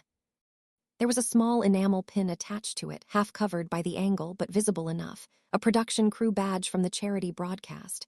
"That manager wasn't acting alone," Suga said. RM looked closer. "He was at the broadcast site in the apartment during the same window." "No," Suga said. "That's the problem. He was seen on a live backstage feed at 9:43. RM went still. "But the apartment access was 9:42. Suga nodded. "So either the timestamp is altered or the person in the elevator is dressed like him." RM's face darkened. "A double image, another frame job." JUNGKOOK joined them, catching the last words. "They're not just framing me." "No," Suga said. "They're creating multiple suspects, confuse the timelines, split us apart, make every proof look questionable." J-Hope came back from the nurse's station with more bad news written across his face. The manager just called reception. He says he got a message telling him his badge was compromised, so he left to report it to company security. RM's expression turned grim. Company security. Perfect. Taehyung's phone buzzed again, and this time he looked afraid before reading it. The anonymous sender had returned. He opened the message. "Stop chasing the manager, he is bait." Another message arrived immediately. "The original video is not with Han." Suga took the phone from him, eyes scanning the words. A third message appeared. "It is with the person JIMIN trusts most tonight." The hallway seemed to lose all sound. JUNGKOOK looked toward JIMIN's room. RM's face went pale with controlled fury. J-Hope whispered, "No." Taehyung shook his head. "That can't mean—" Suga didn't finish the thought. He didn't have to. Inside the room, Jin sat beside JIMIN, still holding his wrist, still telling him he was not a burden. And somewhere in the shadows between evidence and manipulation, someone had just pointed the next weapon at the oldest Hyung. Nobody said Jin's name at first, because saying it would make the accusation feel real. The hospital hallway held them in a frozen line. RM with Taehyung's phone in his hand, Suga watching every exit, J-Hope staring toward JIMIN's room like the walls had turned transparent, Taehyung shaking his head again and again, and JUNGKOOK already moving before anyone gave permission. RM caught his sleeve. "Don't storm in." JUNGKOOK turned on him, eyes burning. "It says the video is with the person JIMIN trusts most tonight." RM's grip tightened. "Exactly. It says that because it wants you to storm in." JUNGKOOK's chest rose hard. "And if it's true?" The question hit everyone with a kind of shame because none of them wanted to imagine Jin as part of the trap. But after the last hour, trust had become something fragile and painful. Suga took the phone from RM and read the messages again, his face unreadable. The wording is deliberate. It doesn't say Jin has the video. It says the video is with the person JIMIN trusts most tonight. That could mean hidden near him, sent to him, planted on him, or used through him. Taehyung whispered, or it could mean someone wants JIMIN to doubt Jin. J-Hope stepped forward. "Then we don't let that happen." RM nodded once. "We verify without hurting him." JUNGKOOK let out a harsh breath. "How do we verify without telling him?" Suga looked at the door. "We tell Jin first." That was the fifth rule, born from the ugliest accusation of the night. If someone tried to turn them against each other, they would not obey the trap in silence. RM walked to JIMIN's room and knocked softly. Inside, Jin looked up from the bedside, one hand still near JIMIN's wrist. JIMIN's eyes moved from RM to the others behind him, and fear sharpened immediately. "What happened?" RM entered alone first. "Hyung, we need you outside for a minute." Jin's face changed at the tone, not fear. Recognition, he looked at JIMIN. "I'll be right back." JIMIN's hand moved slightly, almost catching his sleeve, then stopped. Jin saw it, and that small restraint hurt him more than any accusation could. "I'm not leaving," he said quietly. "Just stepping out." JIMIN nodded, but his eyes stayed on RM. Jin followed him into the hallway, and the door closed. The second it did, JUNGKOOK saw Jin's expression harden. "Tell me." RM showed him the message. Jin read it once, then again. His face went still in a way that made him look older. "Ah," he said softly, "so now it's my turn." J-Hope looked wounded by the sentence. "Hyung, no one thinks—" Jin raised a hand. "Don't lie to comfort me, tonight we don't have that luxury."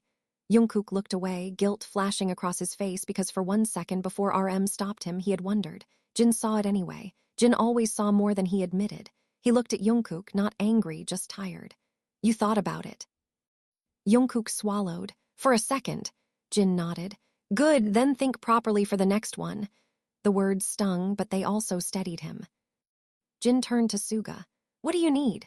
Suga stepped closer.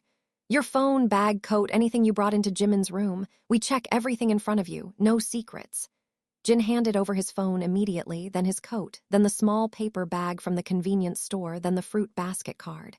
He emptied his pockets without complaint. Hospital parking ticket, lip balm, folded tissues, a receipt, a spare mask. Nothing. Suga checked the phone for strange incoming files, hidden downloads, unsent drafts, and unknown transfer links.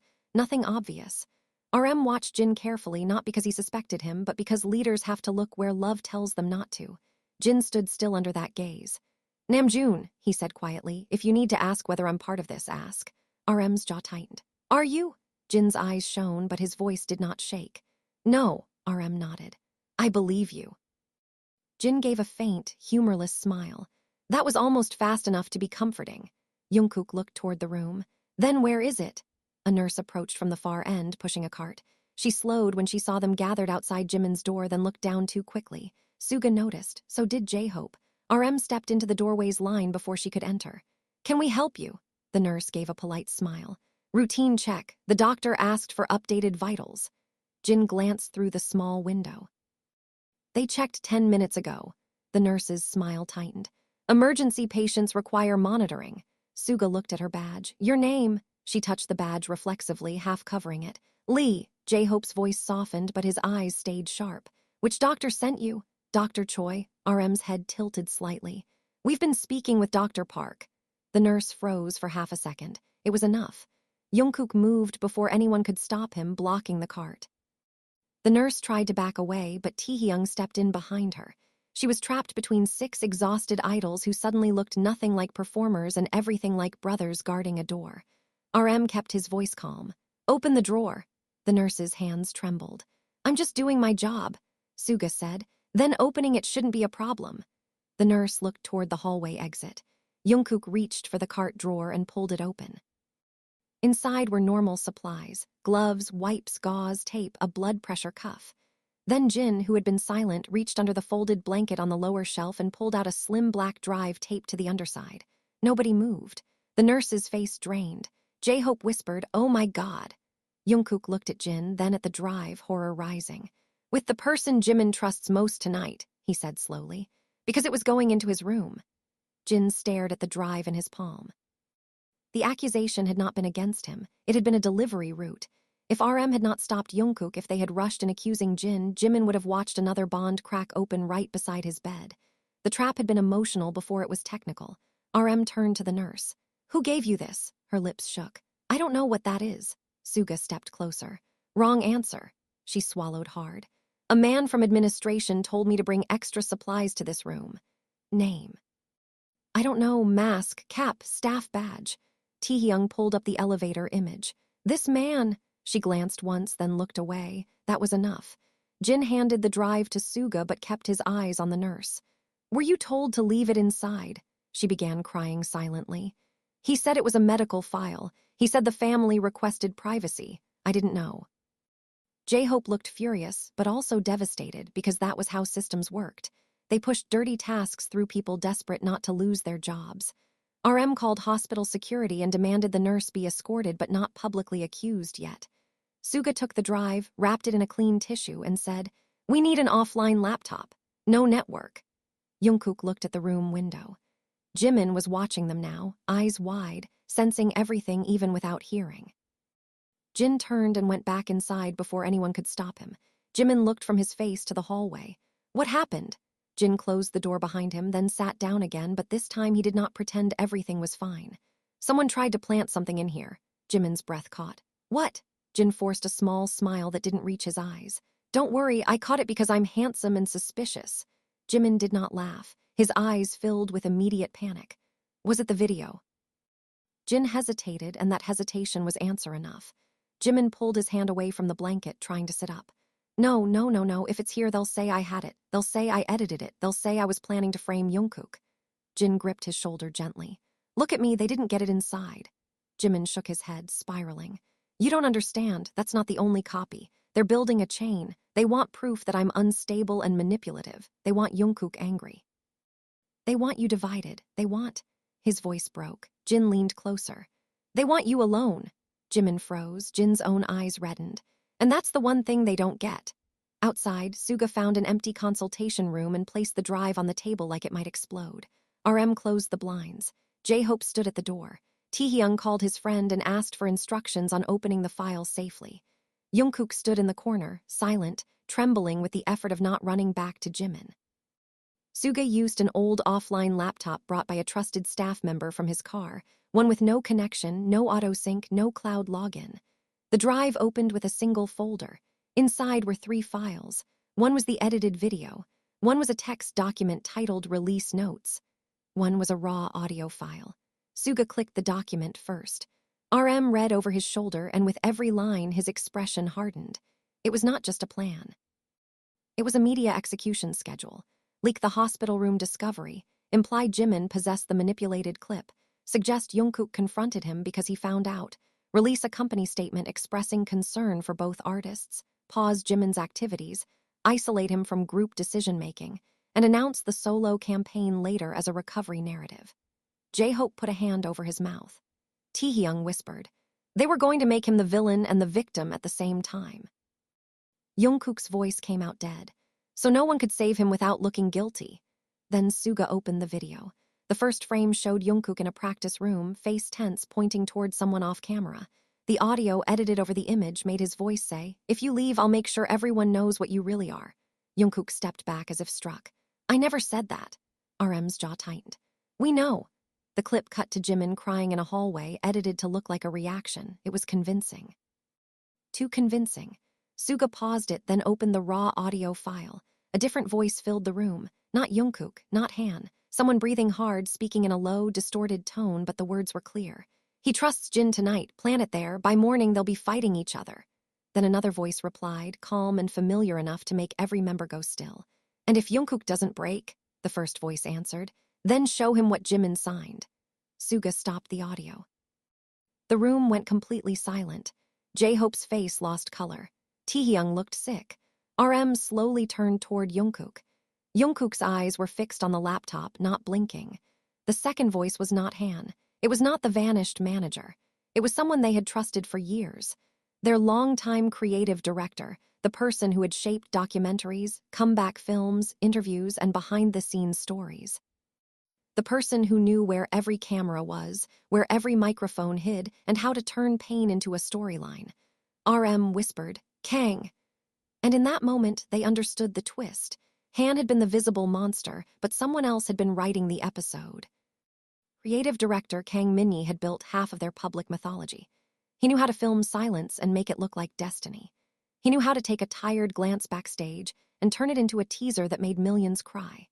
He had been there during difficult rehearsals, hospital visits that never became news, late-night recordings where members slept on studio floors, and private arguments that were supposed to disappear once the camera stopped rolling. He was not management in the obvious sense.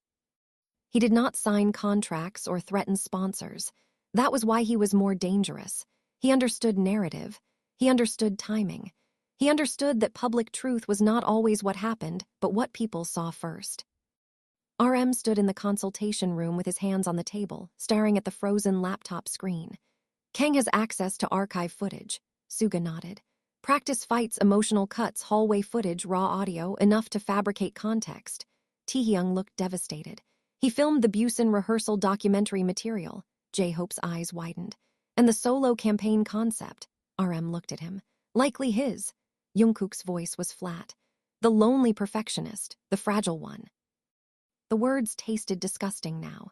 They had thought Han wanted to package Jimin's pain, but Kang knew how. He could frame Jimin's silence as fragility, Jungkook's protectiveness as aggression, RM's leadership as control, Jin's care as manipulation, Suga's suspicion as coldness, J-Hope's optimism as denial, and Taehyung's guilt as betrayal. He could turn any of them into a character that served his story. Suga replayed the raw audio once more, lower this time. And if Jungkook doesn't break. The voice was definitely Kang. No one could deny it. J-Hope sat down hard. He was with us after the broadcast. He hugged Jimin before we went on. Jungkook's head snapped up. What? J-Hope nodded slowly, memory catching up with horror. Backstage, 5 minutes before live, Jimin looked pale and Kang came over, adjusted his mic and said something like, "Just get through tonight. After this, everything changes." I thought he was encouraging him. Taehyung closed his eyes. He was triggering him. RM's face hardened. What else? J-Hope shook his head, frustrated with himself. I don't know, there were cameras, staff, noise. Jungkook gripped the back of a chair. Jimin heard that, then I said what I said on live. Suga looked at him. They stacked pressure. Kang primed him, Han threatened him. The planted note pushed you, the broadcast became the detonation. RM stood straight. We need Jimin to confirm Kang's involvement. Jungkook moved immediately. I'll ask him. RM stopped him again with a look. Number Jin asks, or I do. Jungkook's face tightened, but he nodded. He was learning the worst kind of patience, the kind required when the person you want to protect is safest at a distance from you. Jin came out of the room a minute later, saw their faces, and knew they had crossed into something darker. What did you find? RM told him. Jin listened without interrupting, but by the end his expression had become frighteningly still. Kang, Suga nodded. Jin looked back through the room window at JIMIN. He trusted Kang with his image. RM's voice lowered. That may be how it started. Jin swallowed. I'll ask. He went back inside and sat beside JIMIN again. JIMIN was quieter now, drained after the panic. He looked at Jin's face and tried to smile. That bad? Jin didn't return the smile. Did Kang pressure you? JIMIN's smile disappeared. He looked down. There it was, the answer before the words. Jin kept his tone gentle. JIMIN. JIMIN rubbed his thumb against the hospital blanket. Kang said he understood me. Jin felt his chest tighten. When? Months ago, beforehand, before the amendment, before everything became ugly enough to name. JIMIN's eyes went unfocused, drifting back to a smaller room, a darker night, a camera turned off but never really gone. He said the public loved me, but they didn't really know what I carried. He said if I wanted freedom, I had to control the story before someone else did. Jin kept still because any sudden reaction might make JIMIN retreat. What story? JIMIN gave a hollow laugh. That I was tired, that I loved the members but needed space, that the group's future would be cleaner if my schedule became separate for a while. He made it sound mature, professional, like I was choosing peace instead of being pushed out. Jin's hand curled in his lap. And you believed him? JIMIN's eyes filled with shame. I wanted to. Jin's face softened despite the anger burning under his skin. That was the part outsiders never understood. Manipulation rarely starts with a threat. It starts with the sentence you were already afraid was true. JIMIN had feared becoming a burden, and Kang had offered that fear a clean name. Strategy, freedom, protection. What did he ask you to sign first? Jin asked. JIMIN breathed in shakily. A narrative consent framework. Jin blinked. A what? Allowed them to use private footage and interviews for a documentary-style campaign. Kang said it would be beautiful, honest, healing. JIMIN's mouth trembled. I thought if I let them tell it carefully, maybe I could leave some things behind without hurting the group. Jin's voice was low. JIMIN, that wasn't leaving. That was handing him the knife and trusting him to cut only the rope. JIMIN closed his eyes. A tear slipped out. I know that now. Jin reached for his hand. This time, JIMIN let him take it. Outside, RM watched through the glass, reading the body language. Suga stood beside him. He's telling him. RM nodded. Good. JUNGKOOK stayed farther down the hall, arms crossed, face shadowed. Taehyung approached him carefully. You okay? JUNGKOOK laughed under his breath. No, Taehyung nodded. Fair. JUNGKOOK looked toward JIMIN's room. I keep thinking about every camera Kang had around us. Every time he told me to repeat a sentence for documentary pickup. Every time he asked JIMIN to describe pain in a more honest way. Every time he smiled like he was preserving memories. His voice darkened. He was collecting weapons.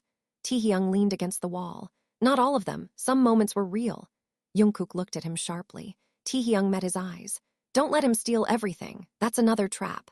JUNGKOOK swallowed. The idea that Kang had not only manipulated them but contaminated their memories made him feel sick.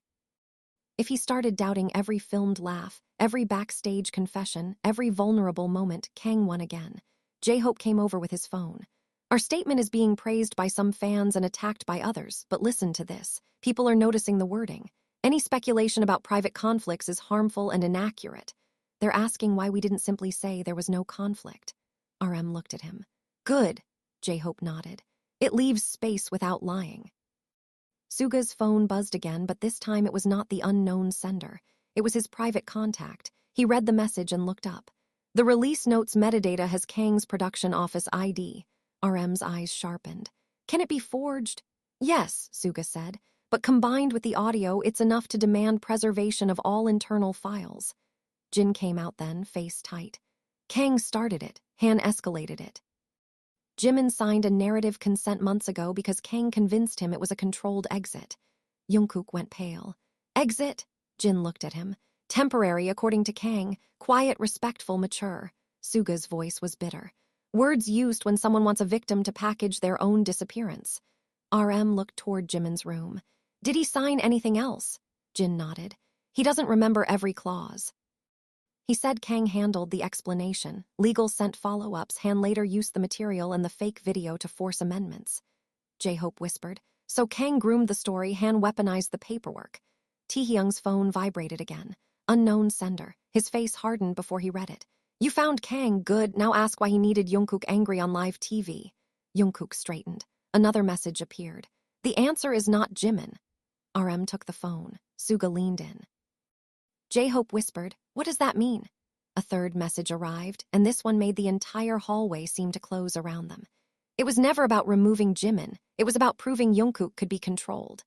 Jungkook stared at the words. For the first time that night, the hunter felt the rifle turn toward him. Jungkook read the message 3 times, but the words did not become less violent. It was never about removing Jimin. It was about proving Jungkook could be controlled.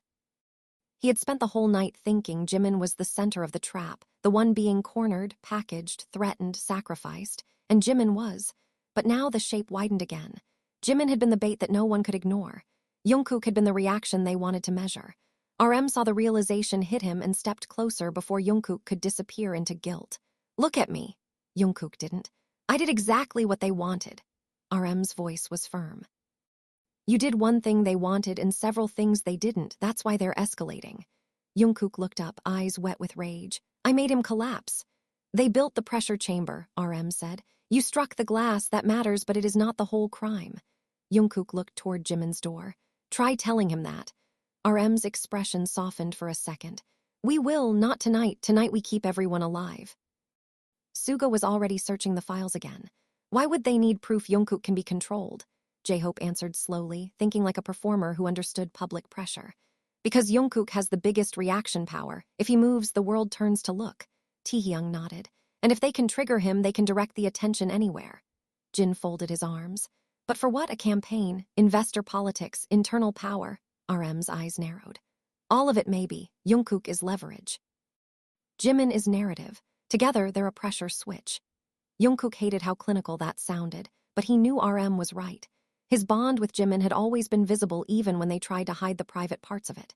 The glances, the instinctive reaching, the arguments that ended in silence instead of distance, the way fans built stories from fragments and cameras chased those fragments because they sold.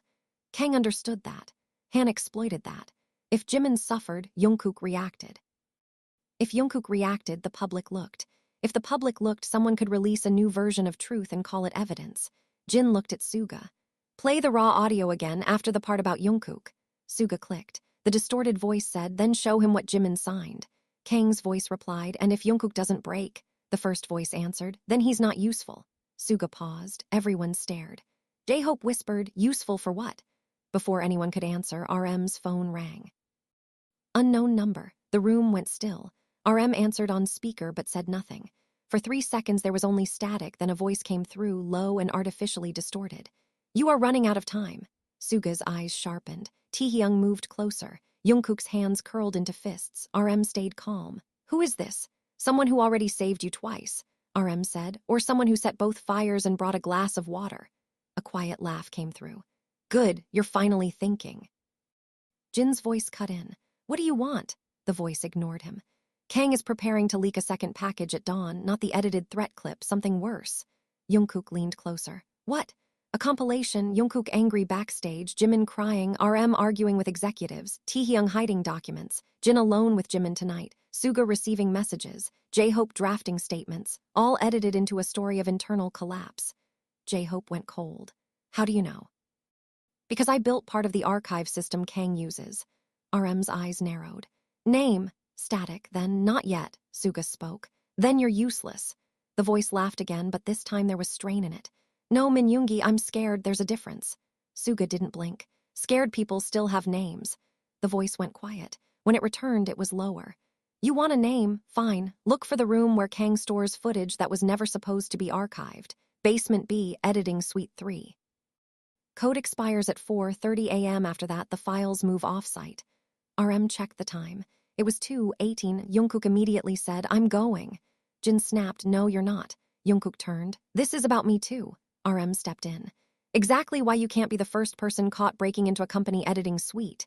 Jungkook's eyes flashed. "So what? We wait." Suga closed the laptop. "No, I go." J-Hope shook his head. "Yoongi, if they catch you." "They won't," Suga said. "And if they do, I'm the least useful for their emotional narrative." Jin gave him a look. "That is not comforting." Taehyung stepped forward. "I'll go with you, I know Kang's production floor." Jungkook immediately objected. "No," Taehyung looked at him. "You don't get to veto me because you feel guilty." Jungkook's mouth closed. RM thought fast. "Yoongi and Taehyung go, quiet, no confrontation, evidence preservation only, I stay with legal." Jin stays with Jimin. Hobei monitors public reaction. Jungkook's jaw tightened because he already knew the worst assignment was coming. RM looked directly at him. You stay visible in the hospital where cameras can confirm you did not go anywhere near the company. Jungkook laughed bitterly. So I become an alibi. RM held his gaze. You become untouchable for the next move. Jungkook looked toward Jimin's room. And Jimin, Jin's voice softened. I'll tell him enough. Jungkook's face tightened. Enough is what got us here. Jin stared at him, then nodded once, accepting the hit because it was true. Then I'll tell him the truth carefully. Before they split, RM went into Jimin's room. Jimin was awake, of course. He had the look of someone who had been resting only on the outside. Something happened, he said. RM pulled a chair close. Jin stood behind him. We found evidence that Kang is involved. Jimin closed his eyes like the confirmation hurt even though he expected it. I was stupid. Jin immediately said no. Jimin opened his eyes. Hyung, RM leaned forward. You were isolated, pressured, and offered a story that sounded like control. That is not stupidity. Jimin looked away, but he heard it. RM continued. There may be more footage. Yoongi and Taehyung are going to verify a location. Jungkook is staying here. At Jungkook's name, Jimin's face shifted. He'll hate that. Yes, RM said, but he agreed. Jimin looked surprised. That surprise revealed too much about what he expected from Jungkook under pain. RM saw it. He's trying, Jimin. Jimin swallowed. I know. Jin touched the bed rail. Do you want to see him before they move? Jimin froze. The question hung heavy. Through the glass, Jungkook stood in the hallway, not looking in, as if forcing himself not to ask for something he had no right to demand. Jimin watched him for a long moment. The anger was still there. So was the hurt.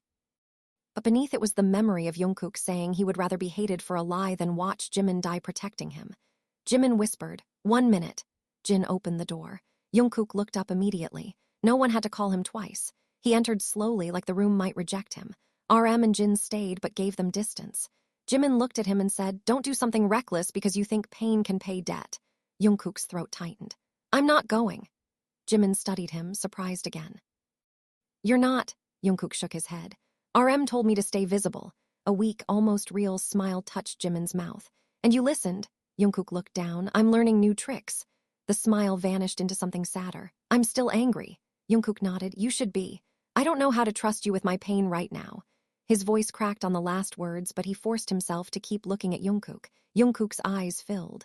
Then don't. Trust me with one instruction. Jimin was quiet. Jungkook stepped no closer. Tell me where to stand and I'll stand there. Jimin's fingers tightened on the blanket. Outside. Jungkook nodded immediately. Okay. The speed of his obedience hurt Jimin more than resistance would have. Jungkook turned to leave, but Jimin spoke again. And Jungkook. He stopped. Jimin's eyes shone. Don't let them make you hate yourself. That's mine to deal with, not theirs. Jungkook's face broke for 1 second, completely open, then he nodded. Then don't let them make you think leaving is love. Jimin looked away first. Jungkook left the room.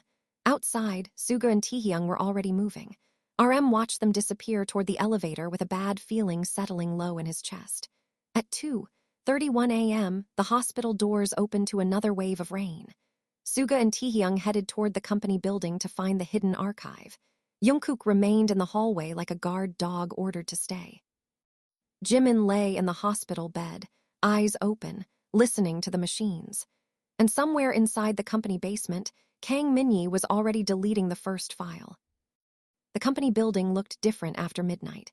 In daylight, it was glass, branding, polished floors, controlled smiles, and screens playing Success on loop. At 3:07 a.m., it looked like a sealed machine.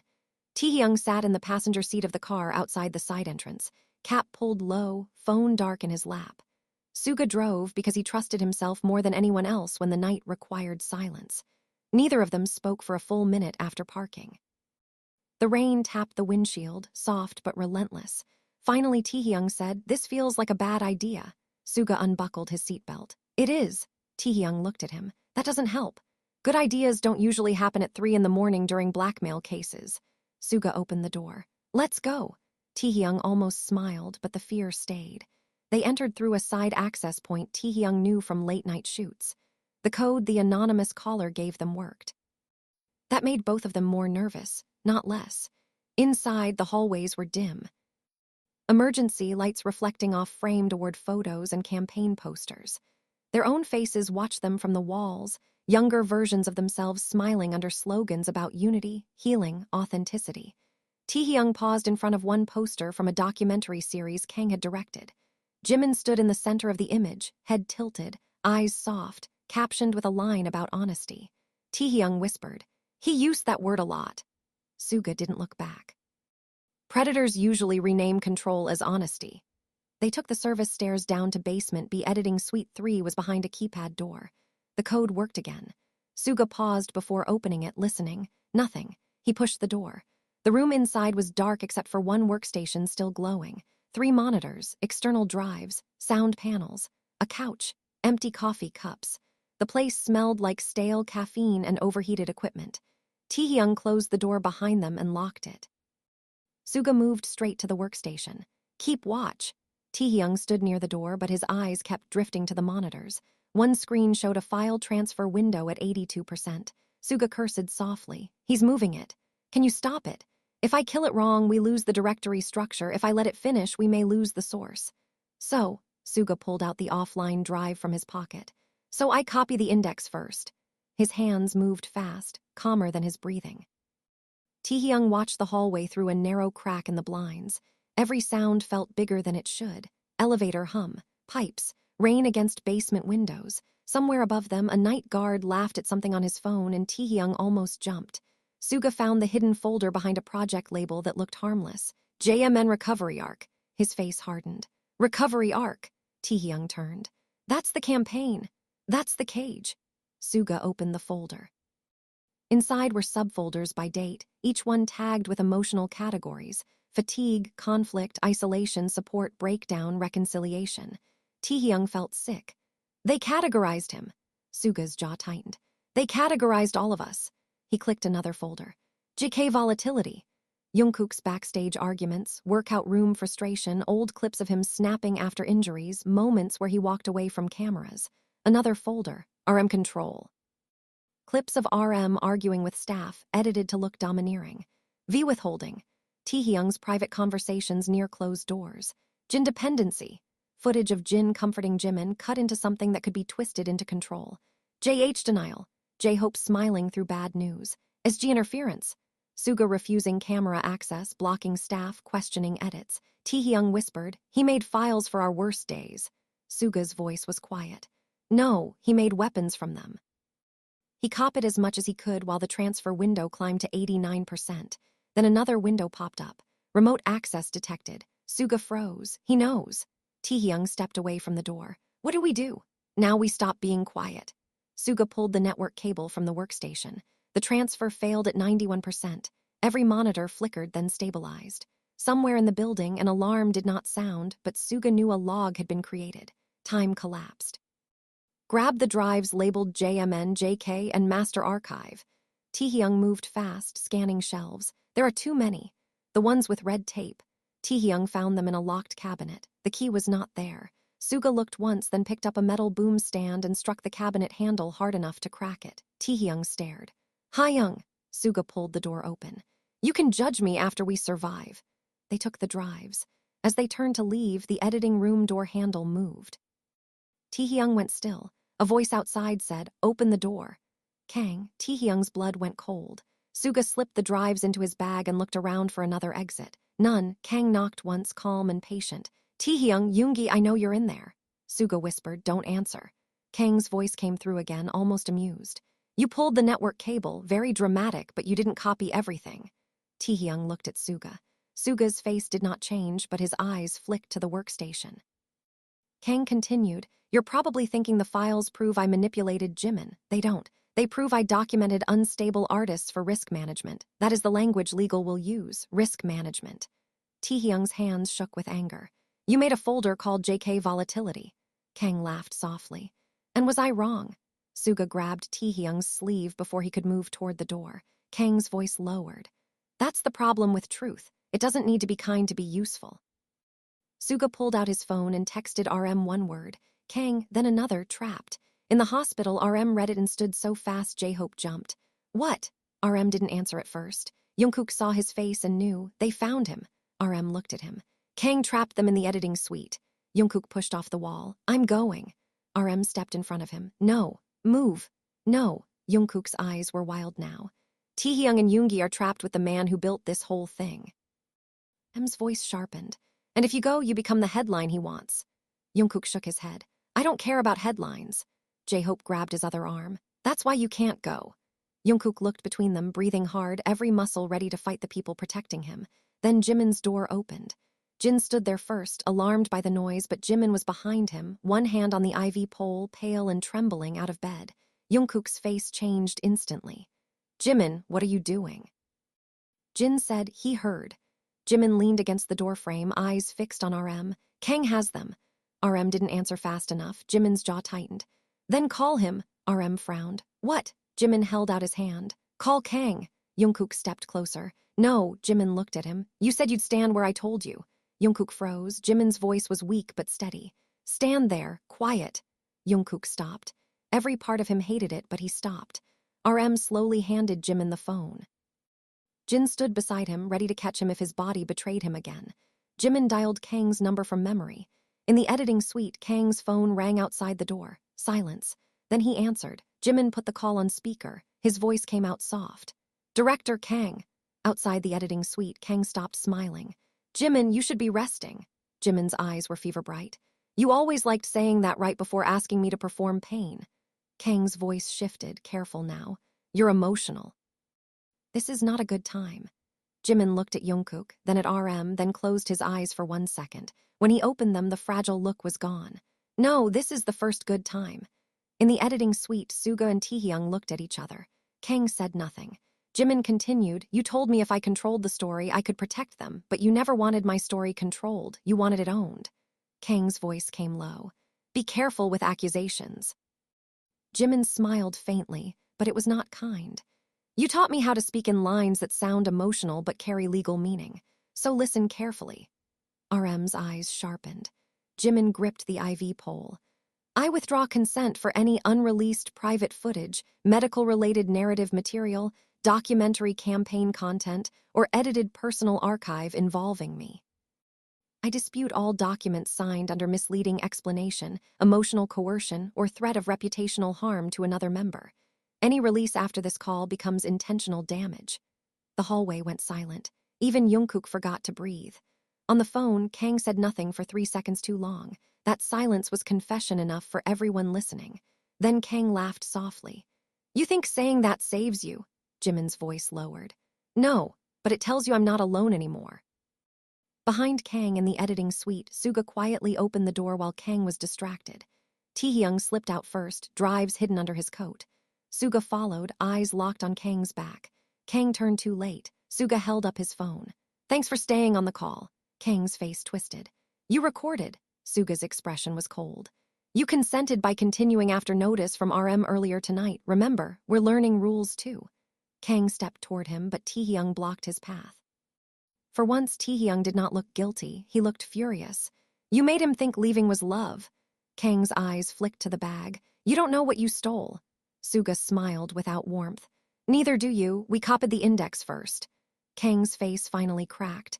In the hospital hallway, Jimin heard the shift through the call and nearly collapsed. Jin caught him immediately. Jungkook took one involuntary step, then stopped because Jimin had told him to stand there. Jimin saw that. Even half fainting, he saw it. He whispered into the phone, Director Kang. Kang breathed hard. What?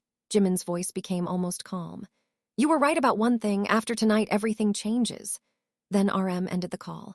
But before relief could enter the hallway, Suga sent one last message from the company basement. 3 words, not over yet.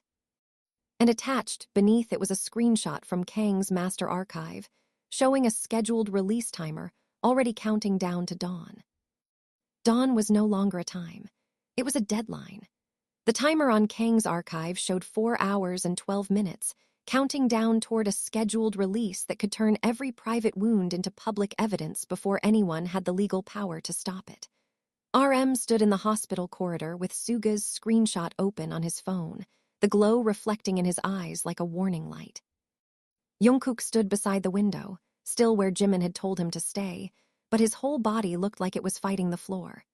Jin had helped Jimin back into bed, and the doctor was furious now, not because she understood the full storm, but because her patient had just walked into a hallway while still attached to an IV. JIMIN did not argue with her. That scared JUNGKOok more than if he had snapped. JIMIN just lay there, pale and silent, letting Jin adjust the blanket, letting the doctor check his pulse, letting everyone look worried. But his eyes stayed open, fixed on the ceiling, and JUNGKOok knew he wasn't resting. He was calculating what part of himself he would have to lose next to protect them. RM ended a call with legal and turned to the others. Kang scheduled the release through an external server. Legal can issue notice, but if the files are already queued through third parties, we may not stop the first wave. J-Hope's face tightened. How bad is the package? Suga's reply came through RM's speaker from the car, breathless but controlled. Bad enough to make every member look guilty of something different. JIMIN unstable, JUNGKOok violent, RM controlling, Jin emotionally dependent, Taehyung deceptive, me interfering, Hobi fake positive and complicit. It's not one accusation. It's 7 different knives. Jin came out of JIMIN's room, closing the door carefully behind him. Then we don't defend 7 separate wounds, we tell one truth. RM looked at him. Which truth? Jin's face was tired but firm. That somebody tried to split us by using all of them. J-Hope nodded slowly, but fear sat in his eyes. If we say that publicly without proof, people call it a conspiracy. Suga's voice came from the phone. If we wait for proof to be perfect, Kang releases first and our proof becomes damage control. Taehyung, also on the call, added quietly, we have drives, we have audio, we have the release notes, we have the folder names, we have JIMIN withdrawing consent on call, we have enough to start the fight. JUNGKOok looked toward JIMIN's door. Does JIMIN know the timer is still active? Jin didn't answer. That silence was enough. JUNGKOok's jaw tightened. Hayoung. Jin looked at him. He's already exhausted. And hiding things from him has worked great tonight? JUNGKOok's voice was low, but it cut. Jin flinched, not because it was disrespectful, but because it was true. RM stepped in, calm but sharp. We tell him together. Inside the room, JIMIN looked at them before anyone spoke. It didn't stop, did it? His voice was hoarse but not surprised. That was the worst part. RM pulled a chair close. JUNGKOok stayed near the door until JIMIN's eyes moved to him. There was no invitation in the look, but there was no rejection either. JUNGKOok took one step inside and stopped. RM told JIMIN about the timer, the scheduled release, the possible contents. He spoke carefully, but he did not soften the truth into something useless. When he finished, JIMIN turned his face toward the window. So the story goes out anyway. J-Hope stepped closer. Not if we get ahead of it. JIMIN laughed faintly. With what? A statement saying someone made folders out of our pain. Suga's voice came through the speaker. Yes. JIMIN blinked. RM leaned forward. Not the details, not all of it, but enough. We claim the truth before Kang claims the footage. JIMIN looked back slowly. Claim, Jin nodded. He's been claiming pieces of you, your fear, your silence, your health, your decisions. He turned them into content, leverage, contracts, and threats. We stop explaining like defendants. We claim what is ours. JUNGKOok's voice came quietly from the door. You. JIMIN's eyes flicked to him. JUNGKOok swallowed. We claim you, not like property, not like the company, not like Kang, like family. Like you don't get erased quietly because someone convinced you that disappearing is mercy. The room held its breath. JIMIN looked at him for a long moment, and JUNGKOok prepared himself for anger, for rejection, for the reminder that he had hurt him first tonight. But JIMIN's face only cracked with exhaustion. You say that like it's easy to stay. JUNGKOok shook his head. I say it because I know it is. JIMIN looked away first, but this time he did not shut down. RM saw the opening and took it. We have one move before dawn, a live statement. J-Hope stared. Live, RM nodded. Short, controlled, no questions, all 7 if JIMIN's doctor allows him to appear seated from here or by audio only. Jin immediately objected. No, he's in a hospital bed. JIMIN spoke before RM could. I'll do it. JUNGKOok's face hardened. No, JIMIN turned to him. This is not your decision. You collapsed on live TV hours ago. Because I was alone in the truth. JUNGKOok flinched. JIMIN softened slightly but kept going. If they release that package before I say anything, people will speak over me for weeks. Fans, media, staff, lawyers, strangers. Everyone will decide whether I'm weak, guilty, manipulated, dramatic, unstable. I can't stop them all, but I can make sure my voice exists before theirs. Jin's eyes filled with conflict. JIMIN. JIMIN looked at him. Hayoung, you told me worrying about me isn't a prison, then don't make my voice one. Jin closed his eyes for a second, defeated by the truth of it. RM turned to the doctor when she entered again. We need medical guidance. The doctor looked deeply unhappy. He should not be under stress.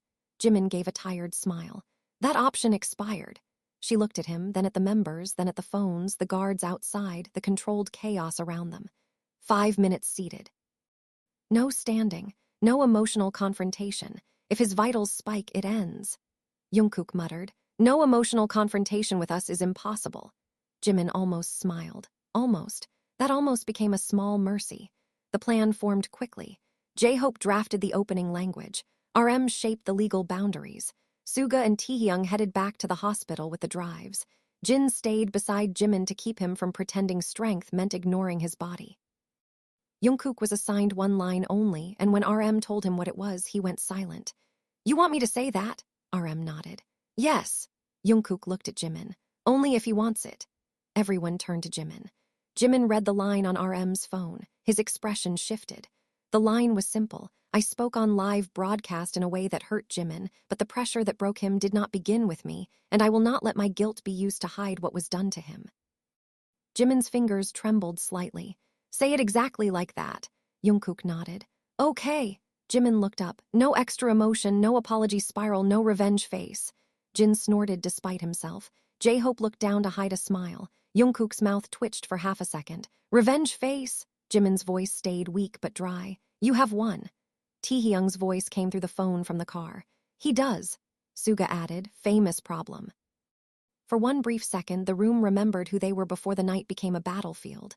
Then RM's phone buzzed again. The unknown sender. RM read it aloud. "Kang knows about the live statement. He will release a sample if Jimin appears." Another message arrived. "He wants JUNGKOOK to react first."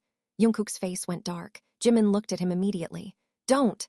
JUNGKOOK breathed in, once, twice. Then he stepped back from the edge of himself. "I won't." RM stared at him, measuring. JUNGKOOK met his eyes. "I said I won't." The trust was not whole yet, but it held for that second. RM turned to J-Hope. "Set up the live." J-Hope nodded, hands shaking as he moved. Jin adjusted Jimin's pillows. Suga and Taehyung were 10 minutes away with the drives. Outside, night thinned toward morning. Inside, 7 people prepared to stand in front of the world not as a brand, not as a storyline, not as edited footage, but as witnesses. And while the countdown moved toward dawn, Kang Min-yi prepared his first counterattack. At 4:02 a.m., the hospital conference room became a broadcast set by necessity and a courtroom by atmosphere. There were no stylists, no perfect lighting, no branded backdrop, no soft music to make pain feel inspirational. Just a plain wall, a long table, 2 hospital chairs, RM's laptop, J-Hope's phone on a tripod, and 7 people who looked like they had survived the same disaster from different rooms. Jimin sat in the center because he insisted, not because anyone wanted him to. Jin sat close enough to catch him if needed, pretending it was casual. JUNGKOOK stood behind Jimin's left shoulder, visible but not looming, hands clasped in front of him like he was physically restraining every instinct he had. RM sat on Jimin's other side with a printed statement and the calm face he wore when the world demanded leadership instead of fear. Suga and Taehyung arrived 5 minutes before the live, damp from rain, carrying the drives in a sealed medical evidence bag Suga had demanded from hospital security with the kind of confidence that made people obey before they understood why. J-Hope handled the phone, watching the viewer count rise before they even began. "It's already huge," he whispered. "Of course it is," Suga said. "Pain trends faster before breakfast." Jin shot him a look. "Not helping." Suga's eyes stayed on the screen. "Wasn't trying to comfort, just calibrating." Jimin's breathing was too careful. JUNGKOOK noticed, but he did not touch him. Instead, he moved slightly so Jimin could see him without turning fully. Jimin's gaze flicked up. JUNGKOOK mouthed one word, "Breathe." Jimin looked away, annoyed, but he breathed. That was enough. RM looked at everyone. "No improvising unless necessary." His eyes stopped on JUNGKOOK half a second longer. JUNGKOOK nodded. "I know," Jimin murmured. No revenge face. JUNGKOOK looked down. "I know that too."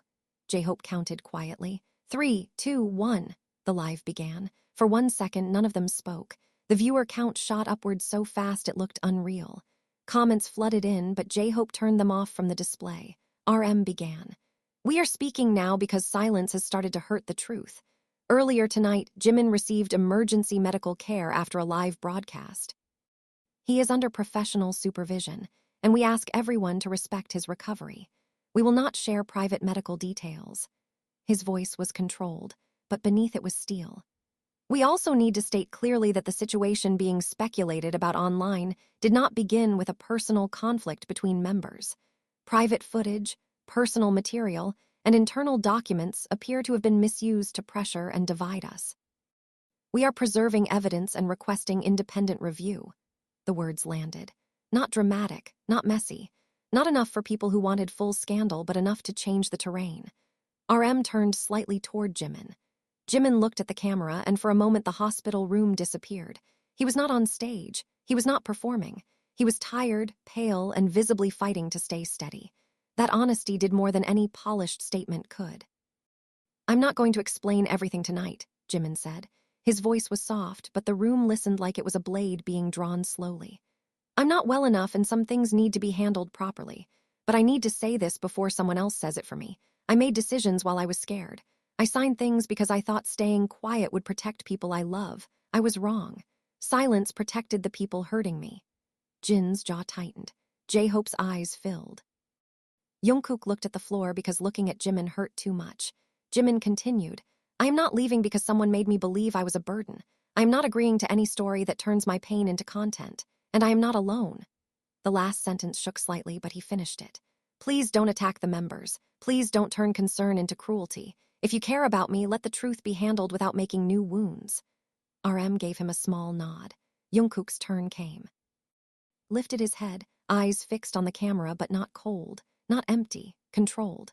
"During the broadcast, I said something that hurt JIMIN. I take responsibility for that. I spoke from fear and anger, and I should not have put that weight on him in front of the world."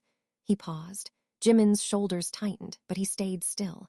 JUNGKOOK continued exactly as promised. "But the pressure that broke him did not begin with me, and I will not let my guilt be used to hide what was done to him." His voice shook on the last word, but he did not add more. No spiral, no revenge, no desperate apology. JIMIN closed his eyes briefly, and when he opened them, the anger in them had shifted again. Not gone, but no longer standing alone. Jin spoke next. "Anyone trying to use concern for JIMIN to separate us should understand this clearly. We are not turning against each other for your storyline." Suga leaned toward the mic. "Evidence has been secured. Attempts to alter, delete, or release manipulated material will be treated as intentional damage." Taehyung's voice was low but steady. "I stayed silent before because I thought I was protecting someone's choice. I won't make that mistake again." J-Hope finished, and his voice carried the emotional center of the room. "Fans are scared, we know. We are scared too, but fear can either protect someone or become a weapon. Please choose carefully." RM ended it with one sentence. "This is all we will say for now." J-Hope cut the live. Nobody moved. The silence afterward was enormous. Then JIMIN exhaled like he had been holding his breath for months. Jin immediately checked him. "How are you?" JIMIN gave a small, exhausted nod. "Still here." JUNGKOOK's eyes closed at that. RM's phone exploded with notifications. Suga checked 3 channels at once. J-Hope turned the comments back on and instantly turned them off again. "It's chaos." Taehyung looked at him. "Good chaos or bad chaos?" J-Hope shook his head. "Both." Suga's eyes narrowed at his screen. Kang released a sample. The room snapped back into danger. "What sample?" RM asked. Suga played it on low volume. The clip showed JUNGKOOK backstage hours before the broadcast, slamming his hand against a wall and saying, "I'm done watching him lie." Cut to JIMIN wiping tears in a dressing room. Cut to RM saying, "Keep JUNGKOOK away from him until this is handled." Cut to Jin holding JIMIN's wrist in the hospital room. The edit was slick, fast, emotionally poisonous. It implied exactly what Kang wanted. JIMIN afraid, JUNGKOOK unstable, RM controlling access, Jin taking over. JIMIN's face drained. JUNGKOOK stared at the screen with a calm so sudden it frightened everyone. "That wall clip," he said. "I was talking about Han, not JIMIN." RM nodded. "The sample is already being reframed against our live." J-Hope watched the feed. "But people are split. Some are saying the edit is too convenient. Some are asking why it dropped right after we mentioned manipulated material." Suga's mouth tightened. He moved too fast. Taehyung leaned over the laptop. "Can we release proof of manipulation?" RM shook his head. "Not raw personal footage. We need a forensic excerpt, not emotional exposure." JIMIN suddenly spoke. "Use my line." Everyone turned. "What?" Jin asked. JIMIN looked at Suga. "In that sample, he uses footage of me crying in the dressing room. The original audio has me saying why." JUNGKOOK's face changed. "No." JIMIN looked at him. "Don't start. That's private. It's already being used. Then we fight to take it down, not give them more. Jimin's eyes flashed. You don't get to decide which parts of my pain are allowed to speak. Jungkook stopped. The words hurt because they were deserved. Jimin softened just enough to make it worse. I'm not saying release all of it, just the sentence before the cut, the one that proves he changed the meaning. Suga asked, what did you say? Jimin looked down at his hands. I said I'm scared Jungkook will blame himself if he finds out. The room went completely still. Jungkook looked like his heart had been pulled out in front of everyone. Jimin did not look at him. Kang cut it so it looks like I was scared of him. I was scared for him. Jungkook turned away, one hand over his mouth. For a few seconds he was silent. Then he whispered, I did anyway. Jimin's voice was quiet. That's why I didn't want you to know. Jin rubbed his forehead, holding himself together with effort. RM looked at Suga. Can we isolate that line without exposing the rest? Suga nodded. Yes.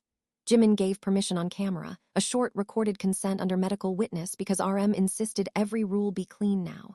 Suga extracted the original timestamp from the drive and prepared a forensic comparison. Kang's sample cut versus the original line, no extra private context. J-Hope posted it through verified channels with a single caption. This is why manipulated edits are dangerous. The effect was immediate. The online conversation cracked open. People who had believed Kang's sample began questioning the timing. Editors, fans, journalists, and legal commentators started slowing the clip, pointing out audio jumps, mismatched cuts, inconsistent room noise. Kang had wanted to move first, but now he looked exactly like what they had warned against. RM's phone rang again. This time the caller ID showed Kang Minyi. RM answered but did not speak. Kang's voice came through low and furious. You think this makes you safe? RM looked around the room at Jimin, at Jungkook, at the members, at the drives on the table. No, he said. It makes us done asking you to stop.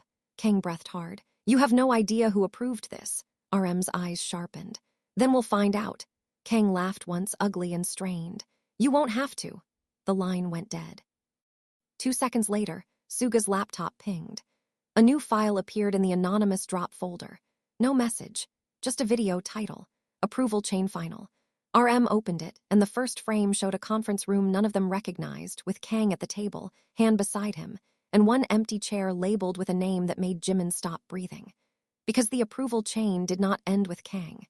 It pointed to someone much closer to Jimin's original solo deal than any of them expected. The name on the empty chair was not a corporate title anyone could hide behind. It was the private investor representative attached to Jimin's solo campaign, a man the members had met only once, briefly, at a charity rehearsal dinner where everyone had been tired enough to forget faces, but polite enough to bow. His name was Seo Il-yoon, and until that moment, he had been a shadow in paperwork, a sponsor voice, a quiet money source behind a campaign dressed up as healing. Jimin stared at the frozen frame as if it had reached out and touched something he thought was buried. Jungkook noticed immediately. You know him. Jimin did not answer. Jin turned to him. Jimin. Jimin's lips parted, but he looked toward RM instead, which told them the answer was complicated and bad. RM's voice softened. What is he to you? Jimin swallowed. He was introduced to me as someone supporting the project. Suga's eyes narrowed. That's not the whole answer. Jimin closed his eyes. No. Jungkook stepped forward, then stopped himself. Tell us. Jimin opened his eyes, and there was shame there again, but different this time. Not shame from being manipulated, shame from not trusting them with something uglier. He knew my father. The room went quiet. Taehyung whispered, from Busan. Jimin nodded. Old connection, not close family, not someone I grew up with, but close enough to know private things. Close enough to speak like he had the right to worry. Jin's face hardened. He used family history. Jimin gave a tired nod. He said he respected my parents. He said he didn't want to see me destroy myself trying to prove I could keep up forever. He said stepping back could be honorable. Jungkook's voice dropped. And Kang turned that into a story. Seo funded it, Suga said. Han enforced it. Kang shaped it. RM leaned closer to the laptop. Play the file. The video opened with no sound for the first few seconds, just grainy footage from a conference room camera. Kang sat at the table with a tablet. Han stood near the screen. Seo Il-yoon's chair was empty, but his voice came through from a speakerphone. The public will accept a health-based transition if the emotional arc is strong enough. Kang replied, they need to see the fracture before they accept the healing. Han said, fracture creates risk. Kang smiled. Risk creates attention. J-Hope looked sick. The video continued. Seo's voice came again. And Jungkook, Kang leaned back. He's the accelerant. If he reacts, everyone believes the stakes are real. Han asked. What if he exposes the pressure? Kang answered, calm and confident. Then we redirect guilt. He'll blame himself before he blames the structure. JUNGKOOK stood completely still. It was one thing to suspect he had been manipulated. It was another to hear strangers discuss his guilt like a button they could press. JIMIN looked at him then, and the pain between them shifted again. JUNGKOOK had hurt him, yes, but he had also been studied, predicted, used. JIMIN's anger did not disappear, but it gained an enemy outside him. The video cut to Seo's voice one last time. JIMIN must believe the choice began with him, otherwise he fights. Kang nodded. He already believes it. Suga paused the file. No one spoke. The horror was no longer chaotic. It had a boardroom shape. It had budget language. It had strategy. RM looked at JIMIN. This was never just about you leaving. JIMIN's eyes were wet. It was about making me agree to my own removal. Jin's voice cracked with anger, and making it look beautiful. J-Hope whispered, recovery arc. Taehyung looked down, then back up with sudden sharpness. Where did the file come from? Everyone turned to him. The anonymous sender had access to conference room footage, archive system, hospital warnings, company basement codes. They knew Kang, Han, Seo. They knew the timer. They knew too much. RM nodded slowly. Meaning they were in the production chain. Suga's eyes narrowed at the file metadata. Not just production, compliance archive. Jin frowned. Compliance. Internal reviews, Suga said. If a campaign uses sensitive personal footage, someone has to log approvals. RM's eyes sharpened. Someone inside legal or ethics oversight. JUNGKOOK laughed bitterly. We had ethics oversight.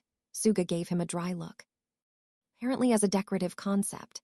JIMIN suddenly looked up. Mina. Jin turned. Who? Assistant producer, Lee Mina. She worked under Kang but wasn't loyal to him. She asked me once if I had separate legal counsel. Kang got angry when he found out. RM's face changed. Did she disappear from the project? JIMIN nodded. 2 weeks ago, I was told she transferred departments. Suga checked the drop folder account signature again. The sender's device name is LM Archive 02.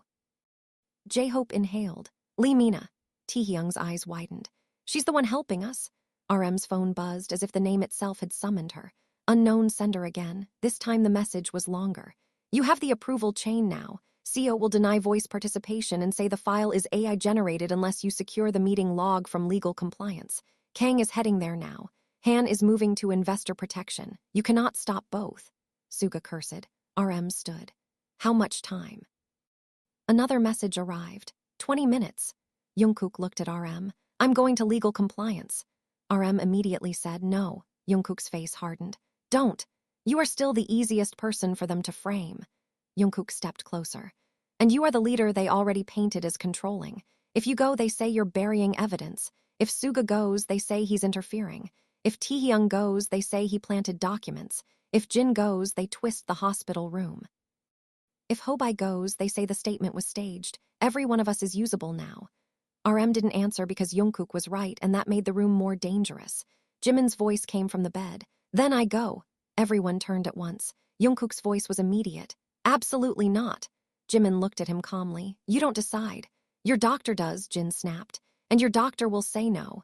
JIMIN's face tightened. Then bring legal compliance here. RM stared at him. JIMIN continued, each word slow but clear. If Mina is helping us, she needs a safe place to bring the log. The hospital is already surrounded by attention, which makes it harder for them to quietly erase her. We don't chase Kang into their building. We make the evidence come to the person whose consent they violated. Suga looked at RM. That's actually smart. JUNGKOOK rubbed a hand over his face. Don't sound surprised. JIMIN gave him a tired glare. JUNGKOOK lowered his hand. Sorry. No revenge face. No sarcasm face either. J-Hope almost laughed, then immediately looked like he might cry. RM texted the unknown sender. Bring Mina to hospital. Secure route. Public visibility preferred. The reply came fast. She is already coming, but Kang knows. Taehyung moved to the window and looked down at the hospital entrance. Dawn was beginning to gray the sky, and outside, cameras still waited behind barricades. He saw a taxi pull up beyond the security line. A woman in a beige coat stepped out, hood low, clutching a laptop bag to her chest. Before she reached the entrance, a black car stopped at the curb. 2 men got out, not reporters, not fans, security. Taehyung's voice cut through the room. She's here. RM moved. Where? Taehyung pointed. And she's not alone. JUNGKOOK reached the window beside him. Below, Mina tried to move through the cameras, but the two men closed in from either side. One grabbed her arm. She struggled, the laptop bag slipping from her shoulder.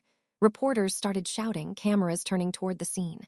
For one frozen second, everyone upstairs watched the evidence almost disappear in plain sight. Then JIMIN pushed himself upright and said, "Go live again." Jin stared at him. "What?" JIMIN's eyes were locked on the window. "Now." J-Hope grabbed the phone, understanding before anyone else did. RM opened the hospital room door. JUNGKOok looked at JIMIN. JIMIN looked back. No words, just permission, not to rage, to act. JUNGKOok ran. JUNGKOok did not run like an idol trying to avoid cameras. He ran like someone who had finally been given one clear instruction that did not require swallowing his entire heart. RM and J-Hope followed, not as fast, but close enough to control the aftermath. Taehyung stayed at the window filming from above. Suga opened the live feed from the hospital room, his voice low and calm as he framed the moment before Kang's people could turn it into something else. "We are documenting an attempt to stop a witness from entering the hospital," he said, and those words changed everything below. Cameras that had been waiting for scandal suddenly became protection. Reporters shouted louder, but now the questions were aimed at the men holding Mina. "Who are you? Why are you grabbing her? Are you company security?" The two men hesitated. They had expected darkness, not witnesses. They had expected a quiet hallway, not a public entrance under dozens of lenses. Mina twisted her arm free just as JUNGKOok reached her. He did not touch the men. He remembered. No trap, no violence, no revenge face. He stepped between Mina and the security men with both hands visible and said, loud enough for the cameras to catch, "Do not touch her." One man snapped, "This is internal company business." RM arrived behind JUNGKOok, breath controlled, voice colder than the morning air. "Then state your name and department on camera." The man looked at RM, then at the phones, then at the reporters. He said nothing. J-Hope moved to Mina's side. "Are you hurt?" Mina shook her head, but her face was white with fear. She clutched the laptop bag like it was the only thing keeping her upright. "They followed me from the station." RM looked at the men. "Leave, or hospital security and police receive the footage with your faces." That was enough. The men backed off, not because they were powerless, but because public visibility had turned their strength into evidence. JUNGKOok stayed still until they were gone. Only then did he turn to Mina. "You're Mina," she nodded, eyes flicking to him with recognition and guilt. "I'm sorry." JUNGKOok's jaw tightened. "For what?" Her eyes filled. "For taking too long." He did not know what to do with that, so he stepped aside. "Jimin's upstairs." At his name, Mina nearly broke. "Is he conscious?" J-Hope nodded. "Yes, but you need to be careful with him." Mina gave a shaky laugh. "Everyone keeps saying that after they've already cut him open." No one answered. They brought her upstairs through the main entrance, deliberately visible hospital security around them now. The live feed stayed on just long enough to show she entered safely, then Suga cut it. By the time Mina reached the conference room, Jimin had been moved back there in a wheelchair despite Jin's protests and the doctor's strict warning. He looked impossibly tired, but when Mina entered, his eyes sharpened. She stopped 3 steps inside and bowed her head. "Jimin SSI." Jimin looked at her laptop bag. "You have it," she nodded. "Meeting logs, approval signatures, draft revisions, original consent notes. Email chains showing Kang changed the scope after your signature, hands threat notes, CO's funding conditions, and the access request for your brother's apartment." The room went silent. Jin whispered, "You have all of that." Mina's mouth tightened. "I copied what I could before they locked me out. I couldn't get everything." Suga's eyes narrowed. "Why help now?" Mina looked at him, and for the first time anger overpowered fear. "Because I wrote the first concern memo and watched them bury it." She opened the laptop with shaking hands. "I flagged that Jimin's consent was not clean. I flagged that medical-adjacent content was being shaped into a commercial narrative. I flagged that JUNGKOok was being profiled as a risk trigger. Kang told me I was too junior to understand artist strategy. Han told me I was threatening a multi-party investment, then I was transferred." RM leaned forward. "And the anonymous messages," Mina nodded. "Me." Taehyung exhaled slowly. J-Hope looked at her with a mix of relief and hurt. "Why not identify yourself earlier?"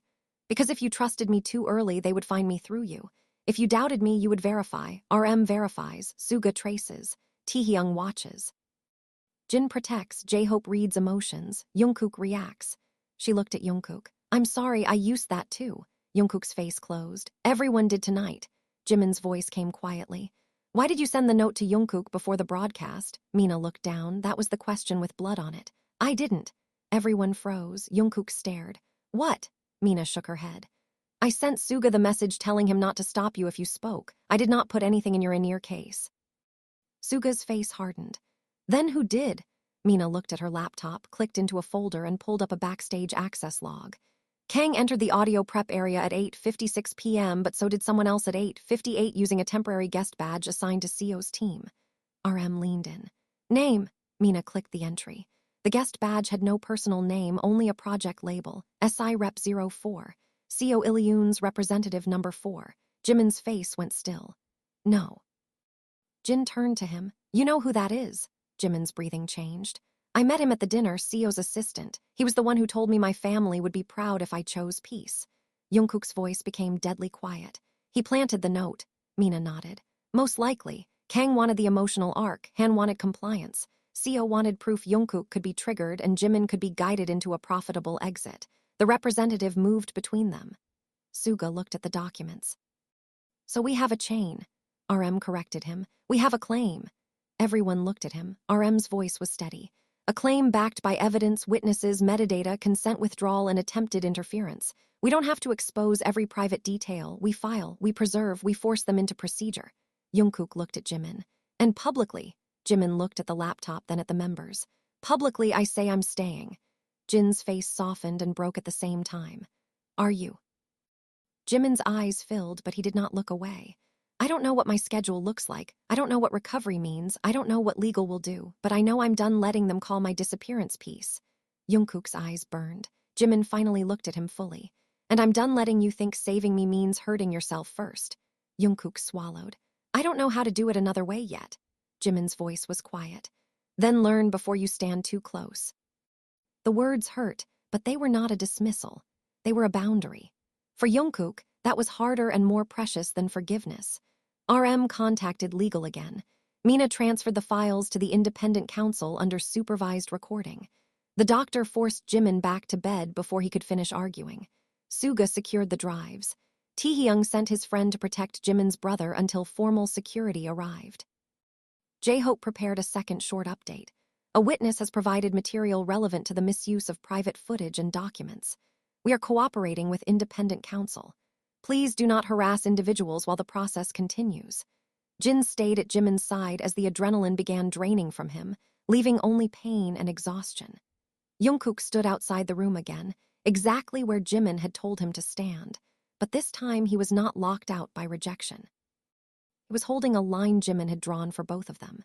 At 5:17 a.m., the release timer hit 0. Everyone braced. Phones refreshed, screens flickered, feeds updated. For 3 seconds, nothing happened. Then Kang's scheduled package appeared online, but not from his account. It posted through a shell media page with a headline already written. BTS internal collapse. Secret footage REVALS JIMIN and JUNGKOOK conflict. J-Hope's face went pale. It's out. JUNGKOOK moved toward the screen, then stopped. RM opened the link. The video loaded. But instead of Kang's edited compilation, the first image was a black screen with white text. This release contains manipulated footage distributed without valid consent. The original approval chain has been preserved and submitted to counsel. Forensic review pending. The room froze. Suga stared at the screen. Mina! Mina shook her head, equally shocked. Not me. The video continued. It showed no private footage, no crying Jimin, no angry JUNGKOOK, no weaponized fragments. Just file hashes, timestamps, approval logs, and a final message. You wanted a story. Here is the evidence. RM turned slowly toward Mina. Who else had access? Mina looked terrified now. No one should. Another message arrived on RM's phone from an unknown number, but it was not Mina's usual thread. It said only, I gave you enough to claim the truth. Now ask Jimin why CO knew which fear to use first. RM looked at Jimin through the hospital glass. Jimin was lying still, eyes closed, unaware that the next secret had just opened under his name. And for the first time since the night began, the enemy was no longer only outside the room.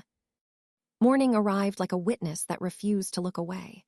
The sky outside the hospital window turned gray, then pale blue, then harsh with daylight, and every screen in the room kept refreshing as if the truth itself might change if anyone blinked. The Shell media page had not posted Kang's edited destruction. Someone had hijacked the release and replaced it with evidence markers, hashes, approval logs, and a warning that the footage was manipulated and distributed without valid consent. It should have felt like victory. It did not. Victory did not sit in a hospital bed with an IV in his arm, eyes closed from exhaustion while a new anonymous message waited on RM's phone like a loaded gun. Ask Jimin why Seo knew which fear to use first.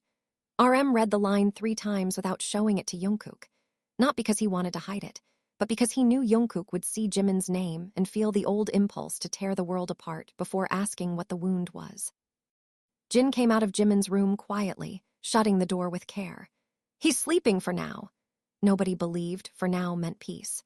Suga sat at the conference table with Mina's laptop open, tracing the new anonymous interference, but his face said he was hitting walls.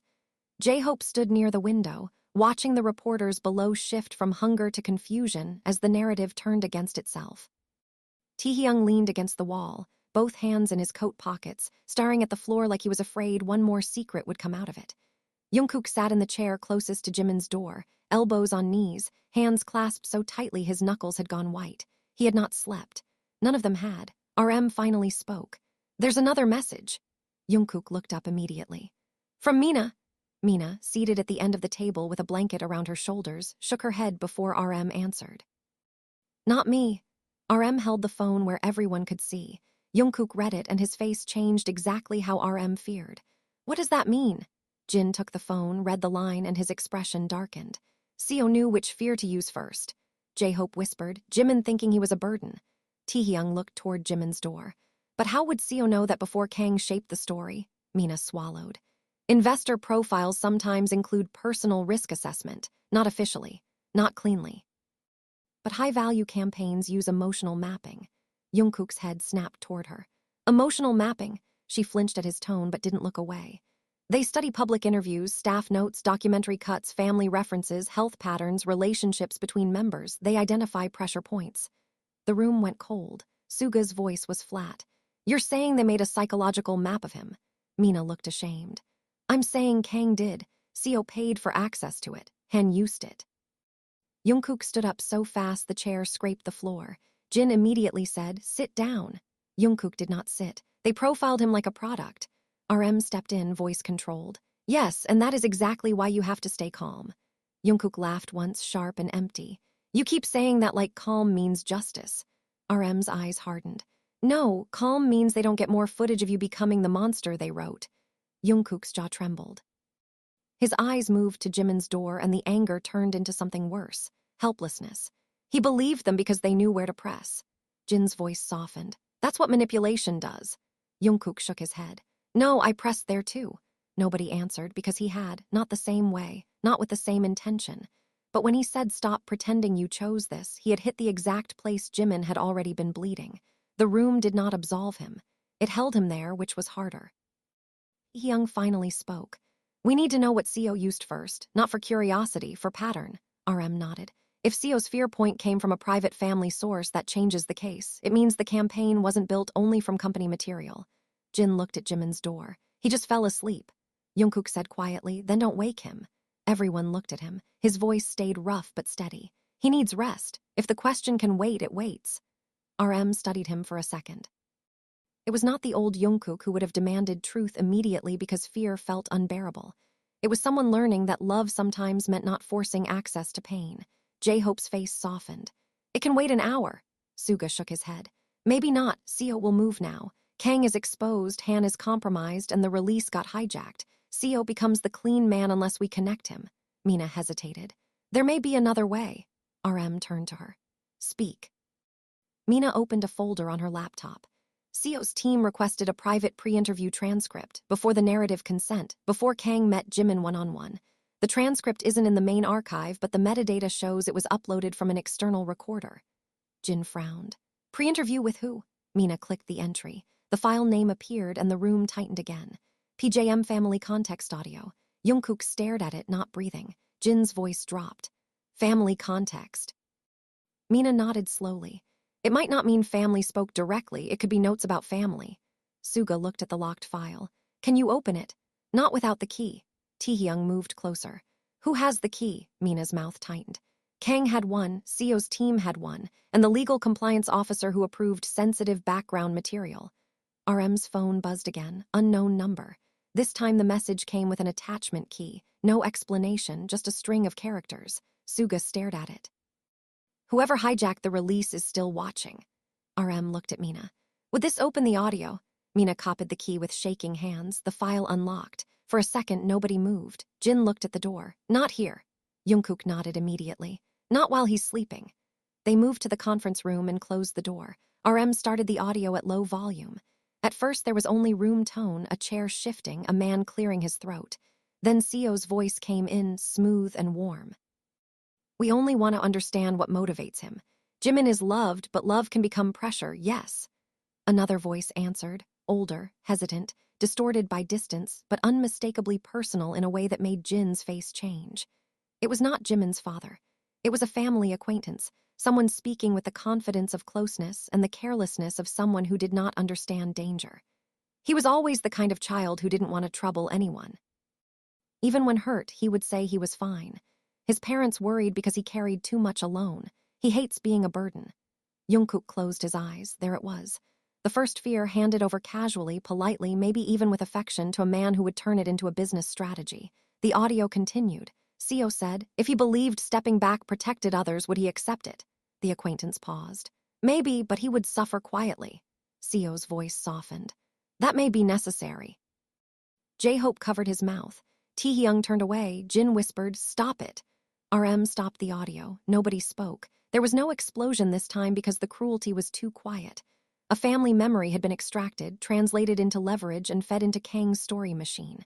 JUNGKOOK opened his eyes and they were wet but still. Don't tell him like this, he said. RM nodded. We won't. Suga saved the file to evidence, then leaned back. Seo's claim of benevolent concern is dead if this is authenticated. Mina nodded.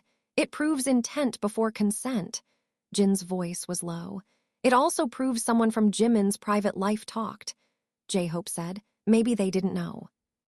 Doesn't matter to Jimin, JUNGKOOK said quietly. Everyone looked at him. He swallowed. He'll blame himself for trusting the wrong person. Then he'll blame himself for his family being pulled into it. Then he'll try to protect them too. Jin closed his eyes because that was exactly what Jimin would do. RM stood. Then we decide before he wakes up. We do not give him another burden without giving him a structure. Taehyung nodded. Legal handles Seo. We handle Jimin. J-Hope wiped his face.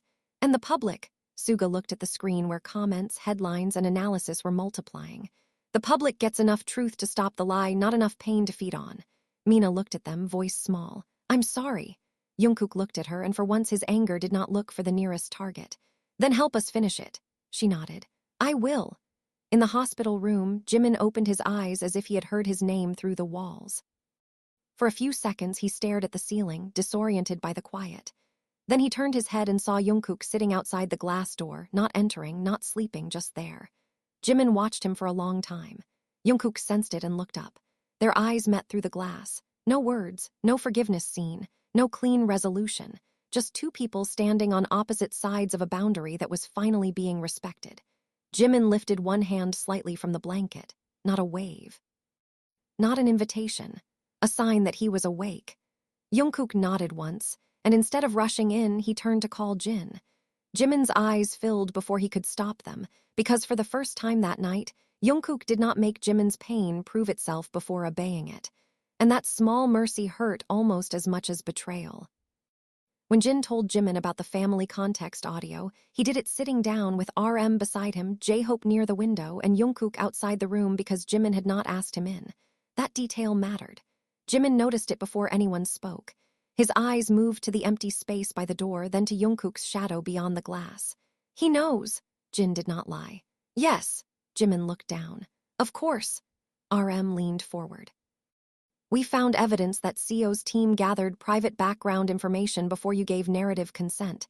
It included comments from someone connected to your family. Jimin's face went still.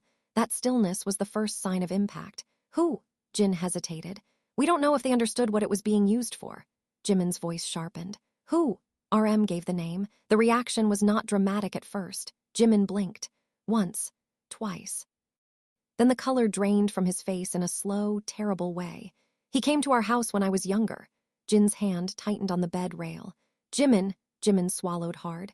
He used to tell my parents I was polite, that I smiled even when tired. He said it like praise. His eyes filled with something darker than tears. They took that. RM's voice was low. Yes. Jimin laughed under his breath, but it came out broken. They took my childhood manners and made them a leash. No one knew how to answer because it was exactly true. Jimin pulled the blanket higher, suddenly looking cold. What else did he say? Jin shook his head. You don't need to hear it right now. Jimin looked at him, hurt flashing. Don't do that. Jin absorbed it. You're right, I'm sorry, RM said. He said you hated being a burden. CO asked if you would step back if you believed it protected others. Jimin closed his eyes. The room was silent except for the monitor. When he opened them again, the tears were there but controlled. And someone answered yes. RM nodded. Jimin turned his face away. They weren't wrong. Jin's voice cracked. Don't. Jimin looked back, eyes suddenly fierce. They weren't wrong, that's why it worked. I do hate it. I hate seeing all of you adjust because I'm tired. I hate walking into a room and watching people lower their voices. I hate when JUNGKOOK watches me like I might disappear. I hate when you feed me because you think I forgot to eat. I hate when Namjoon checks my schedule twice. I hate when Hobi becomes cheerful too fast because he's scared. I hate when Yoongi says nothing because he already knows too much. I hate when T looks guilty for secrets I asked him to keep. His voice rose with every sentence until the monitor betrayed him. Jin moved closer, but Jimin held up a hand, trembling. And I hate that even now saying this feels like hurting you. J-Hope's face crumpled. RM's eyes shone, but his voice stayed grounded. That fear is real, but the conclusion they gave you is false. Jimin's breathing shook. What conclusion? RM leaned closer. That being loved while vulnerable makes you a burden. That needing care means taking freedom from others. That leaving quietly is kindness. Those are not facts. Those are interpretations someone sold you because they were profitable. Jimin's eyes locked on him. And what if I still feel them? Jin answered before RM could. Then we stay while you feel them. The sentence cracked something open. Jimin looked down, hands trembling against the blanket. I don't know how to be looked after without wanting to apologize. J-Hope moved from the window and sat on the edge of a chair. Then apologize less badly until you stop. A tiny, broken laugh escaped Jimin. That's your advice. J-Hope wiped his eyes. It's the only advice I have before coffee. For 1 second, the room breathed. Then Jimin looked toward the door again. Where is JUNGKOOK? Jin glanced through the glass. JUNGKOOK was standing now, head lowered, refusing to look like he was listening even though everyone knew he was waiting for any sign. Outside. Jimin nodded. Still, Jin said. Jimin's mouth trembled. Ask him to come in. Jin opened the door. JUNGKOOK looked up immediately, but he did not move until Jin said. He asked. JUNGKOOK entered like someone approaching fire with bare hands. He stopped at the same distance as before, waiting. Jimin studied him. His voice was quiet. You heard. JUNGKOOK nodded. Yes. Do you pity me? JUNGKOOK's answer came fast, almost offended. No. Jimin's eyes narrowed. Don't answer fast because you're scared of the question. JUNGKOOK took the hit, breathed, and answered again. No, I hurt for you, I'm angry for you, I hate what they did, but pity, no. Jimin looked away. I feel pathetic. JUNGKOOK's face twisted. He wanted to reject the word violently, but he knew that would only make Jimin defend it. So he did something harder. I know. Jimin looked back, surprised and wounded. JUNGKOOK swallowed. Not because you are, because I know what it feels like when your mind says the cruelest thing in your own voice. Jimin's eyes softened despite himself. JUNGKOOK continued, slower now. I won't tell you to just stop feeling it. I don't know how to stop either. But I can stand outside while you learn, or inside if you ask, or nowhere near you if that's what helps. I just need you to stop deciding alone that everyone is better without you. Jimin's breath caught. And you need to stop deciding your guilt gives you special rights to save me. JUNGKOOK nodded. Yes, say it. JUNGKOOK looked confused. Jimin's eyes sharpened. Say you don't have the right to save me without listening to me. JUNGKOOK's jaw trembled, but he did not look away. I don't have the right to save you without listening to you. The room went completely still. For Jimin, the words landed deeper than any apology because they did not ask him to forgive. They gave him back authority. Jimin closed his eyes and a tear slid down. I wanted you as my emergency contact because I thought you'd break rules for me. JUNGKOOK's eyes filled. Jimin opened his eyes. Now I need you to learn which rules are mine. JUNGKOOK nodded, the movement small but absolute. I will. Jimin looked at him for a long moment, then whispered, I'm still angry. I know. I'm still hurt. I know. I still don't want you too close. Jungkook's voice shook. I know. Jimin looked down at his own hand on the blanket. It moved slightly, not reaching fully, just shifting open. Jungkook saw it and froze. He did not take it. He waited. Jimin gave him a tired, irritated look through his tears. You can hold my hand. I'm not signing a treaty. Jin made a choked sound that might have been a laugh or sob. Jungkook stepped forward and took Jimin's hand carefully, like it belonged to someone who could take it back at any second. Jimin let him. Nothing healed instantly. No music swelled. No wound disappeared because fingers touched. But Jungkook's hand was warm and Jimin did not apologize for needing it. That was a beginning. Outside the room, Suga's phone buzzed again. He checked it, expecting another threat, but this time it was legal. His eyes sharpened. Independent counsel has filed preservation notices against the company. Kang, Han, and Seo's investment group. RM stepped into the hallway. Good, Suga looked up. Also, Seo's team requested emergency arbitration to block public discussion. RM's face hardened. Of course. And Kang is claiming the hijacked release proves we tampered with evidence. Taehyung cursed quietly. J-Hope came out, wiping his face but already back in crisis mode. So they're still fighting. RM looked through the glass at Jimin and Jungkook sitting in fragile silence, hands linked like a promise with conditions. So are we. Suga held up one more message, not from legal, unknown again. Seo is moving to visit Jimin's parents before counsel reaches them. RM's expression changed. Taehyung went still. J-Hope whispered, no. Inside the room, Jimin saw their faces shift and immediately pulled his hand from Jungkook's. What happened? Nobody answered fast enough. Jimin pushed himself upright. What happened? Jungkook looked at RM, then back at Jimin, and this time he did not hide the truth. Seo is going to your parents. The fragile beginning became a battlefield again in one heartbeat. Jimin tried to get out of bed before anyone could stop him. The movement was too fast, too desperate, and the monitor screamed immediately. Jin grabbed his shoulders. Jungkook caught the IV pole before it tipped, and the doctor, who had clearly decided by now that BTS was a medical disaster disguised as a music group, rushed in with a fury that could have ended careers.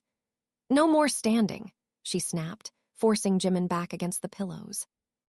No more hallway negotiations, no more crisis meetings from the bed, no more live broadcasts. If you keep doing this, you will not be leaving this hospital by choice. Jimin's eyes were wild. My parents, RM stepped close. We're handling it. No, Jimin said, voice breaking. You don't understand. If Seo reaches them first, he'll make it sound like concern. He'll say he wants to protect me. He'll say the members are reacting emotionally. He'll say I need distance. Say everything in a voice that sounds reasonable. Jin leaned closer. Then we call them first. Jimin shook his head. They'll panic if they hear my voice like this. J-Hope said gently. They probably already are. That made Jimin go still. He had been so busy stopping disasters that he had not allowed himself to imagine his parents watching the broadcast, seeing him collapse, hearing rumors, reading headlines, not knowing which version of their son was true. His face crumpled. I didn't call them. Jin's expression softened. You were in the ER. I didn't call them before either. The words came out smaller. When it started, when Seo came around, when the contract happened, I didn't call. Jungkook stood near the bed, hand still on the IV pole, chest tight with the urge to fix something he could not touch. RM took out his phone. Then we call now and you don't perform strength, you just speak. Jimin looked terrified, not of cameras, not of Han, not of Kang. Of being someone's child in pain. That fear was older than the industry, older than fame, older than BTS. Jin sat on the bed edge despite the doctor's glare. Do you want one of us to be on the call? Jimin looked at him, then RM, then Jungkook. His gaze stopped there. Jungkook did not ask, he did not lean in, he did not make his face beg. Jimin swallowed. All of you. The answer broke the room open quietly. RM called Jimin's mother first. She answered on the second ring. Her voice was already shaking. Namjoon. Jimin squeezed his eyes shut. RM's voice became gentler than any public speech he had ever given. He's awake, he's safe, he wants to talk to you. There was a sound on the other end, half sob, half breath. RM handed the phone to Jimin. Jimin held it with both hands like it weighed more than any award. Iyama. The word destroyed whatever control he had left. His mother cried his name, and Jimin bent forward, one hand covering his mouth, trying and failing not to break. Jin's eyes filled instantly. J-Hope turned away. Taehyung stared at the floor. Suga looked at the wall with his jaw tight. Jungkook stood completely still, tears running silently because this was the part no camera had ever deserved. JIMIN tried to say he was okay, but the lie died before it became sound. He looked at RM, then Jin, then JUNGKOOK, and finally said the truth. "I'm not okay, but I'm safe." His mother cried harder. JIMIN's father came on the line next, voice rough and controlled in a way that sounded painfully familiar. "Are you hurt?" JIMIN closed his eyes. "Not like that." A pause. Then his father said, "Who hurt you?" The room stopped. JIMIN's lips trembled. He looked at JUNGKOOK, not because JUNGKOOK was the answer, but because part of him still feared others would think he was. JUNGKOOK shook his head slightly, not refusing blame, but refusing to become the shield for someone else's crime. JIMIN breathed in. "People who made me think leaving quietly would protect everyone." His father was silent. Then, very softly, he said, "Did you believe them because of us?" JIMIN's face broke. "No." His father did not accept the easy answer. "JIMIN." JIMIN gripped the phone. "I didn't want you to worry." His mother cried his name again. His father's voice shook now. "Worrying about your child is not shameful." Jin looked down, struck by the echo of his own words earlier.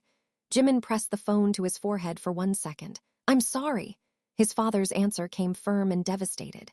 "Come home when you can, not because you failed, because you are our son." JIMIN cried then, not beautifully, not quietly. He cried like someone whose body had been holding a locked door shut for years and finally lost strength. JUNGKOOK turned away, giving him privacy even while staying in the room. RM put a hand on JIMIN's shoulder. Jin rubbed his back. J-Hope cried openly. Suga wiped his face once and pretended nobody saw. Taehyung whispered something under his breath that sounded like an apology to every past version of JIMIN he hadn't saved.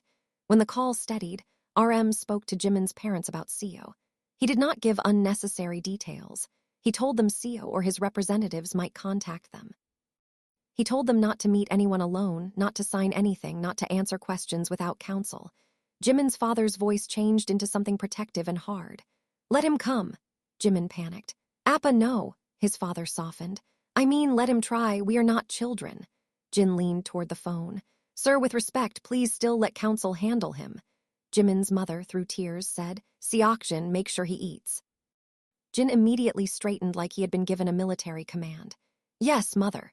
JIMIN let out a wet laugh. Even JUNGKOOK smiled faintly. The call ended with no perfect resolution, but the worst thing had been stopped. Seo would not reach JIMIN's family through silence. Afterward, JIMIN lay back exhausted, face damp, eyes swollen. "I thought telling them would make it real." RM sat beside him. "It was already real. Now it's not only yours." JIMIN looked at JUNGKOOK. "That's what scares me." JUNGKOOK's voice was quiet. "I know." And this time he did not say more. The doctor finally cleared the room down to 2 visitors, and for once nobody argued. JIMIN chose Jin and RM for the next hour. JUNGKOOK accepted it without a visible wound, though the wound was there. Outside, he sat with Taehyung and J-Hope while Suga continued working with Mina. For the first time since the broadcast, there was no immediate shouting crisis, just aftermath. That almost made it worse. J-Hope looked at JUNGKOOK. "You did good in there." JUNGKOOK stared at his hands. "I did nothing." Taehyung leaned his head back against the wall. "Sometimes that's the good part." JUNGKOOK swallowed. "I hate it." "I know." J-Hope's voice was gentle, but he saw it. JUNGKOOK looked at the hospital room door. "Do you think he'll forgive me?" Taehyung answered before J-Hope could. "Wrong question." JUNGKOOK looked at him. Taehyung's eyes were tired but clear. "Ask if he feels safe enough to be angry at you without losing you. Forgiveness comes later if it comes." JUNGKOOK absorbed that like medicine that tasted terrible but worked. "And you?" he asked. Taehyung frowned. "Me? Do you forgive me for thinking it was you?" Taehyung was silent for a long moment. "Not fully." JUNGKOOK nodded. "Okay." Taehyung looked at him, surprised by the acceptance. JUNGKOOK said, "I want to learn that too." J-Hope gave a sad smile. "Look at us." Emotional growth in a hospital hallway, terrible location. Taehyung almost laughed. Then Suga came out of the conference room with Mina and the fragile calm ended. "We found the person who hijacked Kang's release." RM stepped out of Jimin's room at the same time. "Who?" Suga looked at Mina. Mina looked pale. "It wasn't someone inside the company." JUNGKOOK stood. "Then who?" Suga turned the laptop around. A secure message log showed the override command came from Seo's own server, issued under an executive access credential. J-Hope stared. "Seo stopped Kang's release." RM's eyes narrowed. "Why would he expose evidence against himself?" Mina whispered. "Because Kang became disposable." Taehyung's face hardened. "Seo is cutting him off." Suga nodded. and positioning himself as the whistleblower who saved JIMIN from a rogue director. JUNGKOOK looked toward JIMIN's room. So he's not running. RM's voice was low. No, he's claiming the rescue. At that exact moment, every major outlet received Seo Il-yoon's statement. He was shocked by unethical manipulation, grateful the harmful footage was blocked, and ready to support JIMIN's recovery with dignity.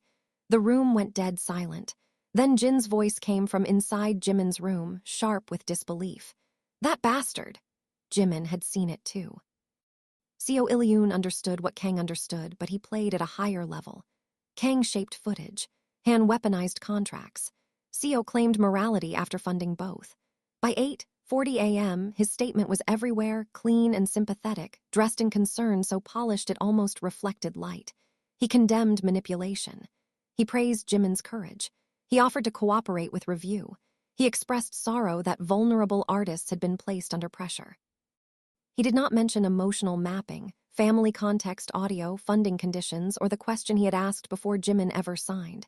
If he believed stepping back protected others, would he accept it? JUNGKOOK read the statement once and almost laughed from pure rage. He's using the truth to escape it. RM nodded. Partial confession without accountability, Suga said. Classic containment. J-Hope looked sick. People are believing him. Taehyung stared at the comments. Some are, some aren't. But enough are saying he saved the footage from leaking. Jin came out of the hospital room with a face that meant he was one bad sentence away from calling Seo himself and ending civilization. JIMIN wants to speak. Everyone reacted at once. No, JUNGKOOK said. Absolutely not, J-Hope added.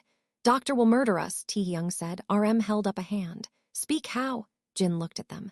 Not live. A recorded audio message, 30 seconds, his words, no details. Suga rubbed his forehead. We are really testing the limit of medical supervision. The doctor, standing behind Jin, crossed her arms. You passed that limit 6 hours ago. JIMIN's voice came from inside, tired but clear. I can hear you.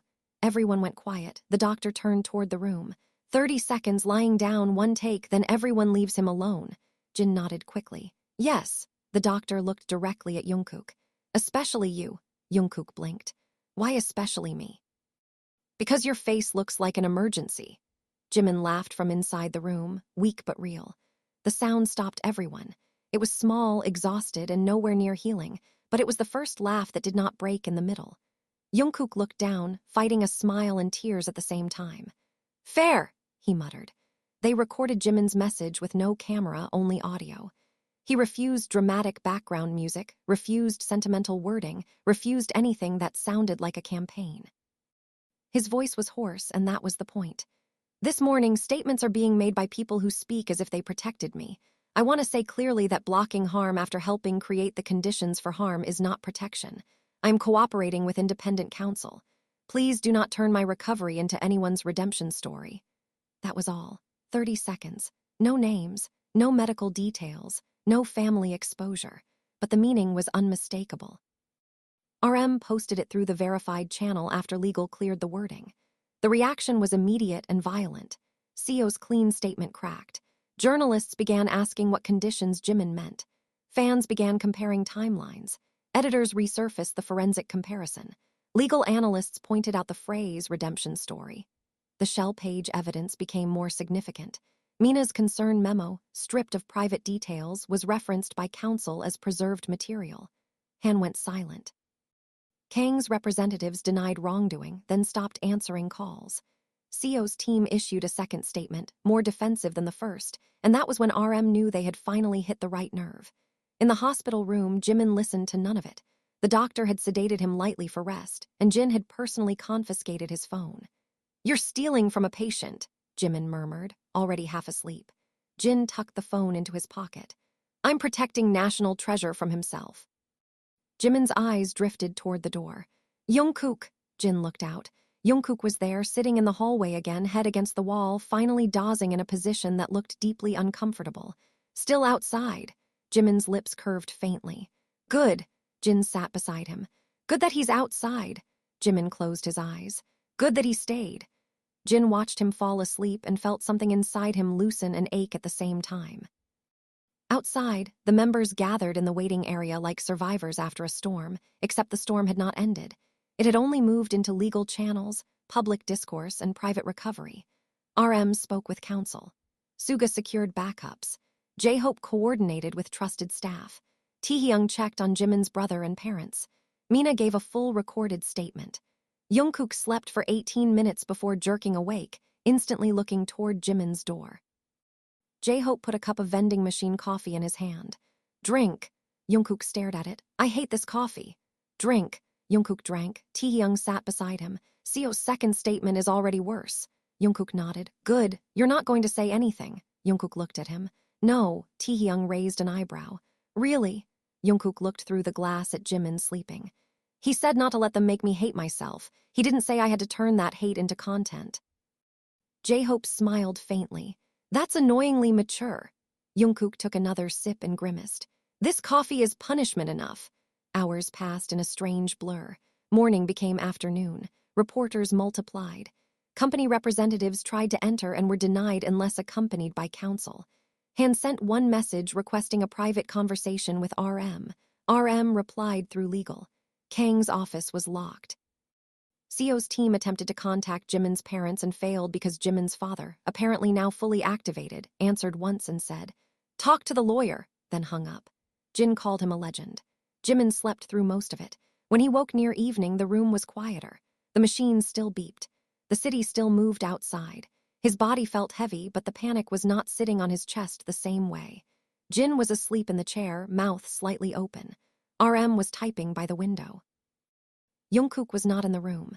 For a second, fear moved through Jimin automatically, old and sharp.